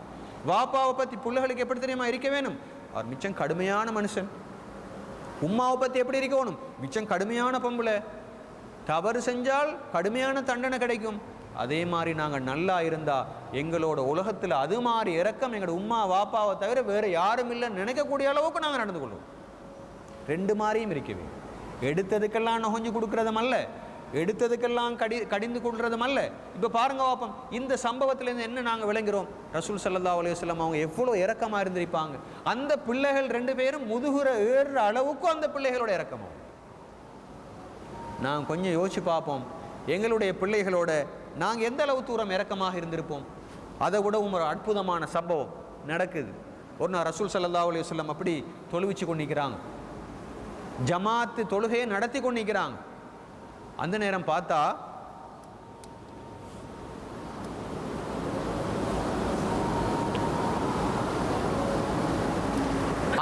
பார்த்தால் மிச்ச நேரம் சுஜூதில் இருக்கிறான். மிச்ச நேரம் ஒரு அற்புதமான சம்பவம் நீங்கள் கேள்விப்பட்டிருப்பீங்க. சில நேரம் சஹாபாக்களுக்கு சந்தேகம் வந்துட்டு, ரசூலுல்லாஹ்வுடைய உயிர் பிரிஞ்சிட்டதோ தெரியாது அப்படி. மிச்ச நேரம் ஏண்டா இமாமத்து செய்கிறவங்க சுஜூதுலேருந்து எழும்பல்ல, பின்னால் உள்ள மௌமுங்களுக்கு எழும்பலாதே. அப்போ நினச்சாங்க அப்படி ஒரு சுஜூதொண்டு சம்பந்தமாக ஏதாவது புதுசாக அல்லாட்ட இருந்து கட்டளைகள் வந்துட்டோ. வழக்கமாக சுஜூதில் ஒரு நேரம் ஒன்று இருக்குது, தான் இருக்கிறாளோ மிச்ச நேரம். இப்போ வழக்கம் ஒரு சுஜூதை தான் அப்படி நீட்டினான். அப்போ இப்போ சுஜூதெல்லாம் முடிஞ்சு, தொழுகையெல்லாம் முடிஞ்சு, சலாம் எல்லாம் முடிஞ்சு, சஹாபாக்கள் போயிட்டு மிச்சம் தயக்கத்தோடு யார் சொல்லலாம், வழக்கத்துக்கு மாற்றமாக நீங்கள் சுஜூதை கொஞ்சம் நீட்டினீங்க, அதுக்கு என்ன காரணம் இந்திக்குமா, நாங்கள் பயந்துட்டோம் உங்களோட விஷயமா அப்படின்னு சஹாபாக்கள் கேட்குறான். ரசூல் ஸல்லல்லாஹு அலைஹி வஸல்லம் அவங்க சொன்னாங்க, என்ன தெரியுமா நடந்துச்சு? நான் சுஜூதுக்கு போனதுக்கு பிறகு என்ன பேரப்புள்ள வந்து கழுத்தில் ஏறி கொண்டார். என்ன பேரப்புள்ள யாரு? ஹசன் அல்லாட்டி ஹுசைன், ரெண்டு பேரில் ஒரு ஆள் கழுத்தில் ஏறி கொண்டார். நான் அவருடைய தேவையை முடிக்கும் வரைக்கும் அப்படியே இருந்துட்டேன். நான் சில நேரம் அப்படி தூக்கி அங்கிட்டு இறக்கி வச்சா அவர மனசு பாதிக்கப்படும் இல்லையா? அவர மனசு பாதிக்கப்படும் தானே. இருத்தஹலனி ஃபகரிஹ்து அன் உஜ்லஹு ஹத்தா யக்திய ஹாஜத்து. அவருடைய தேவையை முடிக்கும் வரைக்கும் நான் அவசரப்படாமல் அப்படியே இருந்துட்டேன் என்று ரசூல் ஸல்லல்லாஹு அலைஹி வஸல்லம் அவங்க சொன்ன ஹதீஸ் முஸ்னத் அஹ்மத் என்ற கிரந்தத்திலே பதிவு செய்யப்பட்டிருக்கு. நாங்கண்டா என்ன செய்வோம்? தொழுது கொண்டிருக்கிற நேரம் மகன் வந்து அப்படி தான், சின்ன பிள்ளை தெரியாத பிள்ளை தானே, வந்து கழுத்தில் ஏறிக்கொண்டா, அது தாயாக இருக்கலாம், தகப்பனாக இருக்கலாம். ஷைத்தான் வந்துட்டான், என்னைய தொலை விடுறான் இல்லைன்னு தூக்கி ஒரு பக்கத்தில் வீசி போட்டு அந்த பிள்ளை அழுதாலும் பரவாயில்லை, நாங்கள் எங்களோட வேலையை நாங்கள் முடிப்போம். இது வீட்டில் தொழல, இந்த தொழுகையை இது எங்கே தொழுதாங்க? பள்ளி வாசலில் இமாம் ஜமாத்து நடந்து கொண்டிருக்கிற நேரம் நடக்கிற நிகழ்ச்சி. எதை காட்டுது? பிள்ளைகளுடைய மனசு உடைஞ்சிற மாதிரி கொஞ்சமே நடந்து கொள்ளக்கூடாது. அது இமாம் ஜமாத்து நடத்து கொண்டிருந்தாலும் அதுதான் சட்டம். இப்படின்னா ரசூல் ஸல்லல்லாஹு அலைஹி வஸல்லம் அவங்க அந்த ஸ்பஞ்சை, அந்த மலரை எப்படியெல்லாம் கவனமாக கையாண்டிருப்பாங்க. அதுதானே முன்மாதிரி.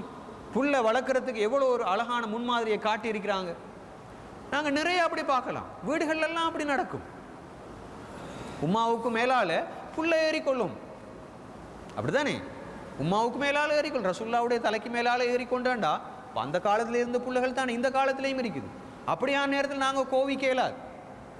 அது மாத்திரமல்ல, எங்களோட பிள்ளைகளை நாங்கள் அடிக்கடி கிஸ் பண்ணிக்கொள்ளுவோம். கிஸ் பண்ணுறன்ற சொல்ல நீங்கள் வேறையாக தான் விளைய கொள்ளுவீங்க, அப்படியே கிஸ் பண்ணுற மோந்து கொள்ளுவோம் அடிக்கடி. நாங்கள் வீட்டுக்குள்ளே வர நேரம், வீட்டை விட்டு போகிற நேரம், அப்போ அந்த அன்பினுடைய அடையாளம். என்னோட வாப்பா உம்மா எங்களோட இறக்கமாக இருக்கிறாங்க. ஒரு நாள் ரசூல் ஸல்லல்லாஹு அலைஹி வஸல்லம் அவங்க பாருங்கள், புகாரில் வர ஹதீஸ், அவங்களோட பேர பிள்ளைகளை வச்சுக்கொண்டு அப்படியே மோந்து கொண்டு இருக்கிறாங்க, மடியில் வச்சுக்கொண்டு. ரசூலுல்லாஹ் அப்படித்தான். அவங்க நாங்கள் நினைக்கிற மாதிரி யுத்தம் செஞ்சு கொண்டு எந்த நேரமுமே மற்றவங்களோட சண்டை பிடிச்சி கொண்டு இருந்த நபி அல்ல. அவங்க சரியான இறக்கமான நபி, பிள்ளைகளோட முக்கியமாக இறக்கமாக இருந்தாங்க. அப்படி மடியில் வச்சுக்கொண்டு அவங்க தன்னுடைய பிள்ளைகளை கிஸ் பண்ணி கொண்டு இருந்தாங்க. கிராண்ட் சன், அதாவது கிராண்ட் சன்னுண்டா யார்? பேர பிள்ளை. அப்போ அந்த இடத்துக்கு வராங்க யார்? அக்ரா இப்னு ஹாபிஸ் ரலியல்லாஹு அன்ஹு வந்து சொல்கிறாங்க, எனக்குண்டா 10 பிள்ளைகள் இருக்கிறாங்க, இதுவரைக்கும் ஒருத்தரையுமே மோந்தது கிடையாது, வாழ்க்கையிலே நான் பிள்ளைகளை மோந்து கொண்டது கிடையாதுன்னு சொல்கிறான். ரசூலுல்லாஹ் என்ன பதில் சொல்லியிருப்பாங்க? அல்லாஹ் உங்களோட மனசுலேருந்து இறக்கத்தை கலைஞ்சி போட்டதுக்கு நான் என்ன செய்ய? உங்களோட மனசுலேருந்து இறக்கத்தை இல்லாமல் ஆக்கினதுக்கு நான் என்ன செய்ய? யார் சொல்கிறது? ரசூல் ஸல்லல்லாஹு அலைஹி வஸல்லம் சொல்கிறாங்க. எனவே பிள்ளைகளை மோந்து கொள்ளணும், பிள்ளைகளை அணைச்சி கொள்ள வேணும். அவங்க வீட்டை விட்டு வெளியே நாங்கள் ஒரு பயணம் கொண்டு வர நேரம் பிள்ளைகளை மோந்து கொண்டு வர வேணும். அந்த பிள்ளைகள் நீங்கள் திரும்ப வீட்டுக்கு வரும் வரைக்கும் ஒரு ஞாபகத்தில் வச்சுக்கொள்வாங்க. அது பிள்ளைகளுக்கு மாத்திரமல்ல, கணவன் மனைவி அல்லது மனைவி கணவனுக்கு, இதெல்லாம் எங்களோட வாழ்க்கையில் இதெல்லாம் நாங்கள் வேறையாக இன்ஷா அல்லாஹ் பேசுவோம். அந்த குடும்ப வாழ்க்கையை எப்படி அழகாக அமைச்சு கொள்றேன்னு அடுத்த மிக முக்கியமான ஒரு விஷயம் நான் முடிச்சு கொள்றதுக்கு கிட்டவாகிறோம். ஒரு நாளும் எங்களோட பிள்ளைகளை நாங்கள் தரக்குறைவாக ஒருவரை ஒரு கண்ணாலையும் இன்னொருவரை இன்னொரு கண்ணாலையும் பார்த்து பாகுபாடு காட்டக்கூடாது. டிஸ்கிரிமினேஷன் கூடாது. நீங்கள் ஒரு டொஃபியை கொண்டு கொடுத்தா வீட்டில் இருக்கிற எல்லா பிள்ளைகளுக்கும் கொடுக்கணும். அப்படிலாம் டொஃபி கொடுக்கக்கூடாது. உடுப்பு வாங்கினா எல்லா பிள்ளைகளுக்கும் உடுப்பு வாங்க வேணும். கிஸ் பண்ணுறதுலையும் நீதியாக நடந்து கொள்ளுங்கன்னு ரசூல் ஸல்லல்லாஹு அலைஹி வஸல்லம் சொல்லிக்கிறான். அப்படி இல்லை, அந்த புள்ள பெருத்தத்துக்கு பின்னால் சொல்லும், என்னுடைய வாப்பாவும் உம்மாவும் என்ன செஞ்சாங்க, என்னைய பாகுபாடு காட்டினாங்கன்னு சொல்லிடும். அதனால தான் இந்த மாதிரி எல்டர்ஸ் ஹோமில் கொண்டு போயிட்டு தள்ளுறது. அதுவும் ஒரு காரணம். ஒரு நாள் யாரு சஹாபி, ஒரு சஹாபி ரலியல்லாஹு தஆலா அன்ஹு அவர்கள் தன்னுடைய பிள்ளைகளில் ஒருவருக்கு ஒரு பரிசு கொடுக்குறான். ஒருத்தர் தான் கொடுத்தான். அப்போ அவங்களோட மனைவி சொல்கிறாங்க, எல்லா பிள்ளைகளுக்கும் நீங்கள் கொடுங்கோ, அப்படி இல்லாவிட்டால் அது நல்லமில்லை அப்படின்னு. எதுக்கும் நீங்கள் ரசூலுல்லாஹ்ட்ட போயிட்டு இந்த விஷயத்தை சொல்லி அந்த விஷயத்துக்கு அப்ரூவல் எடுத்துக்கொண்டு வாங்க, அனுமதியுடைய. ஏன்னா ஒரு பிள்ளைக்கு தானே கொடுக்குறீங்க. ரசூல் ஸல்லல்லாஹு அலைஹி வஸல்லம் அவங்க இந்த 2 பேரும் வாப்பா மகன் வாராங்க, ரசூலுல்லாஹ்ட்ட வாராங்க. அதனை கேட்க, எல்லா பிள்ளையும் கொடுத்தீங்களா? இல்லை யார் சொல்லலாம். திரும்பி போயிட்டு எல்லா பிள்ளைகளுக்கும் அதே மாதிரி கொடுங்க. நான் இப்படிப்பட்ட இந்த அநீதியான இந்த முறைக்கு நான் என்ன செய்ய மாட்டேன், நான் சாட்சியாக இருக்க மாட்டேன் என்று ரசூல் ஸல்லல்லாஹு அலைஹி வஸல்லம் அவங்க சொல்லிக்கிறாங்க. எனவே பாகுபாடு காட்டக்கூடாது. நாங்கள் அவர்களுக்கு என்கரேஜ் பண்ண வேணும், அவங்களுக்கு அட்வைஸ் பண்ண வேணும். லுக்மான் அலைஹிஸ்ஸலாம் எவ்வளோ பெரிய ஒரு அட்வைஸ் ஒன்று பண்ணிக்கிறான், குர்ஆனில் வருது. அவங்களுக்கு நாங்கள் ஒழுக்கத்தை சொல்லிக் கொடுக்கணும், உற்சாகம் ஊட்டணும், அவங்கள நாங்கள் தைரியப்படுத்த வேணும், அவங்களுக்கு உபதேசம் பண்ண வேணும். இப்படியான நேரங்களை நாங்கள் எடுத்துக்கொள்ள வேணும். எனவே ஸ்கூலுக்கு போயிட்டு கேம்பஸுக்கு போயிட்டு அந்த பிள்ளை ஒழுக்கத்தை படிக்கிறத விடவும் வீட்டில் படிக்கிறது தான் மிகப்பெரிய படிப்பு. வீடு என்பது ஒரு மிகப்பெரிய ஒரு கலாநிலையம். அங்கே இருக்கிற பேரண்ட்ஸ் தான் அந்த பிள்ளைக்கான மிகப்பெரிய ப்ரொஃபஸர்களாக இருக்கிறாங்க. அந்த அளவு தூரம் எங்களுக்கு அந்த பிள்ளையோட மிக நெருக்கமும் அக்கறையும் தேவைப்படுகிறது. இல்லாவிட்டால் அது மிக முக்கியமான ஒரு கட்டத்தை அடையும். இப்போது நாங்கள் இந்த விஷயத்தை ஞாபகப்படுத்த விரும்புகின்றோம். எமது வீட்டில் இருக்கின்ற தொலைத்தொடர்பு சாதனங்கள், நான் சொல்லவில்லை டிவி வேண்டாம், அங்கு ஹேண்ட்ஃபோன் வேண்டாம், அங்கு கம்ப்யூட்டர் வேண்டாம் என்று நான் சொல்லவில்லை. நவீன யுகத்திலே பிள்ளைகளுக்கெல்லாம் அதெல்லாம் தேவை. ஆனால் அவற்றை எல்லாம் நாங்கள் என்ன செய்ய வேண்டும், கட்டுப்பாட்டுக்குள் வைத்துக்கொள்ள வேண்டும். என்ன காரணம் கொண்டும் நான் மிகவும் பணிவாக கேட்டுக்கொள்கிறேன், இந்த டெலிட்ராமாஸ் பார்க்கறது கூடாது. நான் சொல்லுவேன் அது ஹராம் என்று சொல்லுவேன். இந்த சினிமாவை நீங்கள் பார்க்க வேண்டாம், அது ஹராம் என்று சொல்லுவேன். காரணம் என்ன, சினிமா அடிப்படையில் ஹராமானது அல்ல, அடிப்படையில் டெலிட்ராமா ஹராமானது அல்ல. ஆனால் இப்போது இருக்கின்ற சினிமாவும் டெலிட்ராமாவும் மனிதனுடைய மனதிலே மிக மோசமான பண்புகளை விதைப்பதை நாங்கள் பார்க்கிறோம். நாஸ்திகத்தை விதைக்கின்றார்கள், சடவாதத்தை விதைக்கின்றார்கள், ஒழுக்க கேட்டை விதைக்கின்றார்கள், எப்படி களவெடுப்பது என்று பழக்குகிறார்கள், எப்படி ஒருவன் காதலிப்பது என்று சொல்லி காட்டுகிறார்கள், ஆபாசத்தை காட்டுகிறார்கள், அனாவசியமான விகடங்களை அவர்கள் சொல்லிக் கொடுக்கிறார்கள். இதனால் அவற்றை பார்க்கின்ற பிள்ளை ஒரு நாளும் நல்ல பிள்ளையாக மாட்டார். மிகவும் பணிவாக கேட்கிறோம், உங்களுடைய பிள்ளைகள் நல்லவர்களாக வாழ விருப்பமாக இருந்தால் இந்த சினிமா கலாச்சாரத்திலிருந்து அவசரமாக விடுதலையாக வேண்டும். வீட்டிலே டிவி இருக்கலாம், கம்ப்யூட்டர் இருக்கலாம், நல்ல நிகழ்ச்சிகள் இருக்கின்றன, பிரயோசனமான அறிவோடு தொடர்பான பிள்ளைகளுக்கு மிகவும் பிரயோசனமான நிகழ்ச்சிகள் இருக்கின்றன. அவற்றை மாத்திரம் நீங்கள் காட்ட வேண்டும். மற்றபடிக்கு என்ன காரணத்தை முன்னிட்டும் திரைப்படங்கள் பார்ப்பதையும் டெலிட்ராமா பார்ப்பதையும் நிறுத்த வேண்டும் என்று மிகவும் பணிவாக நாங்கள் சொல்லுகின்றோம். ஒரு வீட்டை பொறுத்தவரையில் அங்கு ஒரு லைப்ரரி தேவை, அங்கு ஒரு வாசிக சாலை தேவை. புத்தகங்களை எடுத்துக்கொண்டு நீங்கள் போட வேண்டும், பத்திரிகைகளை எடுத்துக்கொண்டு போக வேண்டும், நீங்கள் மேகசீன்களை வாங்கி கொண்டு வந்து வீட்டிலே போட வேண்டும். அதே நேரம் பாடசாலையிலே இருக்கின்ற ஆசிரியர்களுக்கும் உங்களுக்கும் இடையிலான நெருக்கமான தொடர்பு தேவைப்படுகிறது. அவற்றையெல்லாம் நாங்கள் செய்வது மிக முக்கியம். ஃபேமிலி என்று வருகின்ற பொழுது, ஸ்கூல் என்று வருகின்ற பொழுது அங்கு இரண்டுக்கும் இடையிலே ஒரு இறுக்கமான தொடர்பு தேவைப்படுகிறது. அவற்றை நாங்கள் கவனத்திலே கொள்ள வேண்டும். எல்லாவற்றையும் சொல்வதற்கான நேரம் போதாது என்பதனால் நாங்கள் சுருக்கமாக முடித்து கொள்கின்றோம். கடைசியாக நாங்கள் செய்ய வேண்டிய ஒரு வேலை, இந்த வேலைகள் எல்லாவற்றையும் நாங்கள் செய்து அல்லாஹ்விடத்திலே துவா கேட்க வேண்டும்.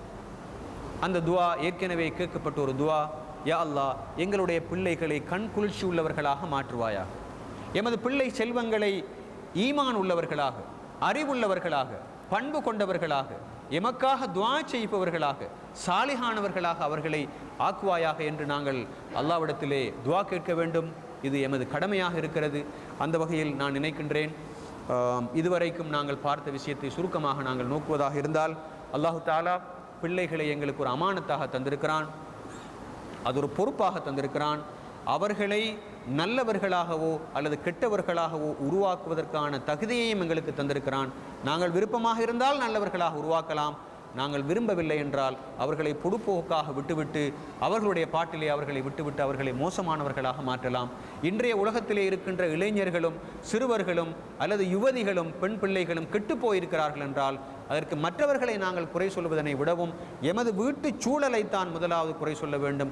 அந்த வீட்டு சூழலில் இருக்கின்ற தலைவர்களாக இருக்கின்ற அந்த தாயும் தகப்பனும் தான் அதற்கு முதலாவது காரணகர்த்தாக்களாக இருக்கிறார்கள் என்பதை மறந்துவிடக்கூடாது. எனவே பிள்ளைகள் விஷயமாக நாங்கள் ஜாக்கிரதையாக இருக்க வேண்டும், கவனமாக இருக்க வேண்டும், அவர்களுக்கு தர்பியத்து கொடுக்க வேண்டும். அவர்களுக்கு தேவையான அன்பை, இரக்கத்தை, பாசத்தை, பாதுகாப்பை நாங்கள் அவர்களுக்கு வழங்க வேண்டும். அவர்கள் மீது எங்களுக்கு இருக்கின்ற அக்கறையை நாங்கள் அடிக்கடி காட்ட வேண்டும். அப்போதுதான் அவர்கள் மிகவும் பிரயோசனம் உள்ளவர்களாக மாறுவார்கள்.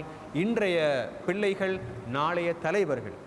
இன்று நாங்கள் அதற்கான அஸ்திவாரத்தை போடாவிட்டால் நாளை இந்த உலகத்துக்கு, சமுதாயத்துக்கு தலைவர்கள் இல்லாமல் போய்விடுவார்கள். எனவே நாங்கள் எமக்கு முன்னால் ஒரு பிள்ளையை பார்க்கின்ற பொழுது நாளைய டாக்டரை நான் பார்க்கிறேன், நாளைய ஹாஃபிஸை நான் பார்க்கிறேன், அவன் 2 வயது குழந்தையாக இருக்கட்டும், எனது மடியில் இருக்கட்டும், நாளை இந்த நாட்டின் ஒரு அமைச்சராக மாற இருக்கிறான், நாளை இந்த நாட்டிலே ஒரு முக்கியஸ்தனாக மாற இருக்கிறான், அவனைத்தான் நான் கையிலே வைத்திருக்கிறேன் என்று ஒரு தாய் நினைக்க வேண்டும், ஒரு தகப்பன் நினைக்க வேண்டும். அப்படி உயர்ந்த கற்பனைகள் எங்களுக்கு பிள்ளைகளை பற்றி தேவை. அப்படியாக எமது பிள்ளைகளை உருவாக்கக்கூடிய பாக்கியத்தை ரப்புல் ஆலமீன் எங்கள் அனைவருக்கும் தந்தருள்வானாக. அல்லாஹு தாலா எங்களை, எமது பிள்ளைகளை கண் குளிர்ச்சி உள்ளவர்களாகவும், எமக்கு துஆ செய்யக்கூடியவர்களாகவும், எங்களுக்கு பிரயோசனமானவர்களாகவும், நாளை மறுமையிலே எங்களுக்காக வேண்டி ஷஃபாஅத் செய்யவர்களாகவும் உருவாக்குவதற்கு ரப்பே ரஹ்மானே நீ உதவி செய்வாயாக. ரப்பனா ஆத்தினா ஃபித்துன்யா ஹஸனத்தம் வஃபில் ஆஹிரத்தி ஹஸனத்தம் வகினா அதாபன்னார். வஸல்லல்லாஹு வஸல்லம் அலா சய்யிதினா முஹம்மதின் வஅலா ஆலிஹி வஅஸ்ஹாபிஹி அஜ்மஈன். சுப்ஹான ரப்பிக ரப்பில் இஸ்ஸத்தி அம்மா யசிஃபூன் வஸலாமுன் அலல் முர்ஸலீன் வல்ஹம்துலில்லாஹி ரப்பில் ஆலமீன். சுப்ஹானக்கல்லாஹும்ம வபிஹம்திக அஷ்ஹது அன் லா இலாஹா இல்லா அன்த அஸ்தக்ஃபிருக்க வ அத்தூபு இலைக். வஸ்ஸலாமு அலைக்கும் வரஹ்மத்துல்லாஹி வபரகாத்துஹு.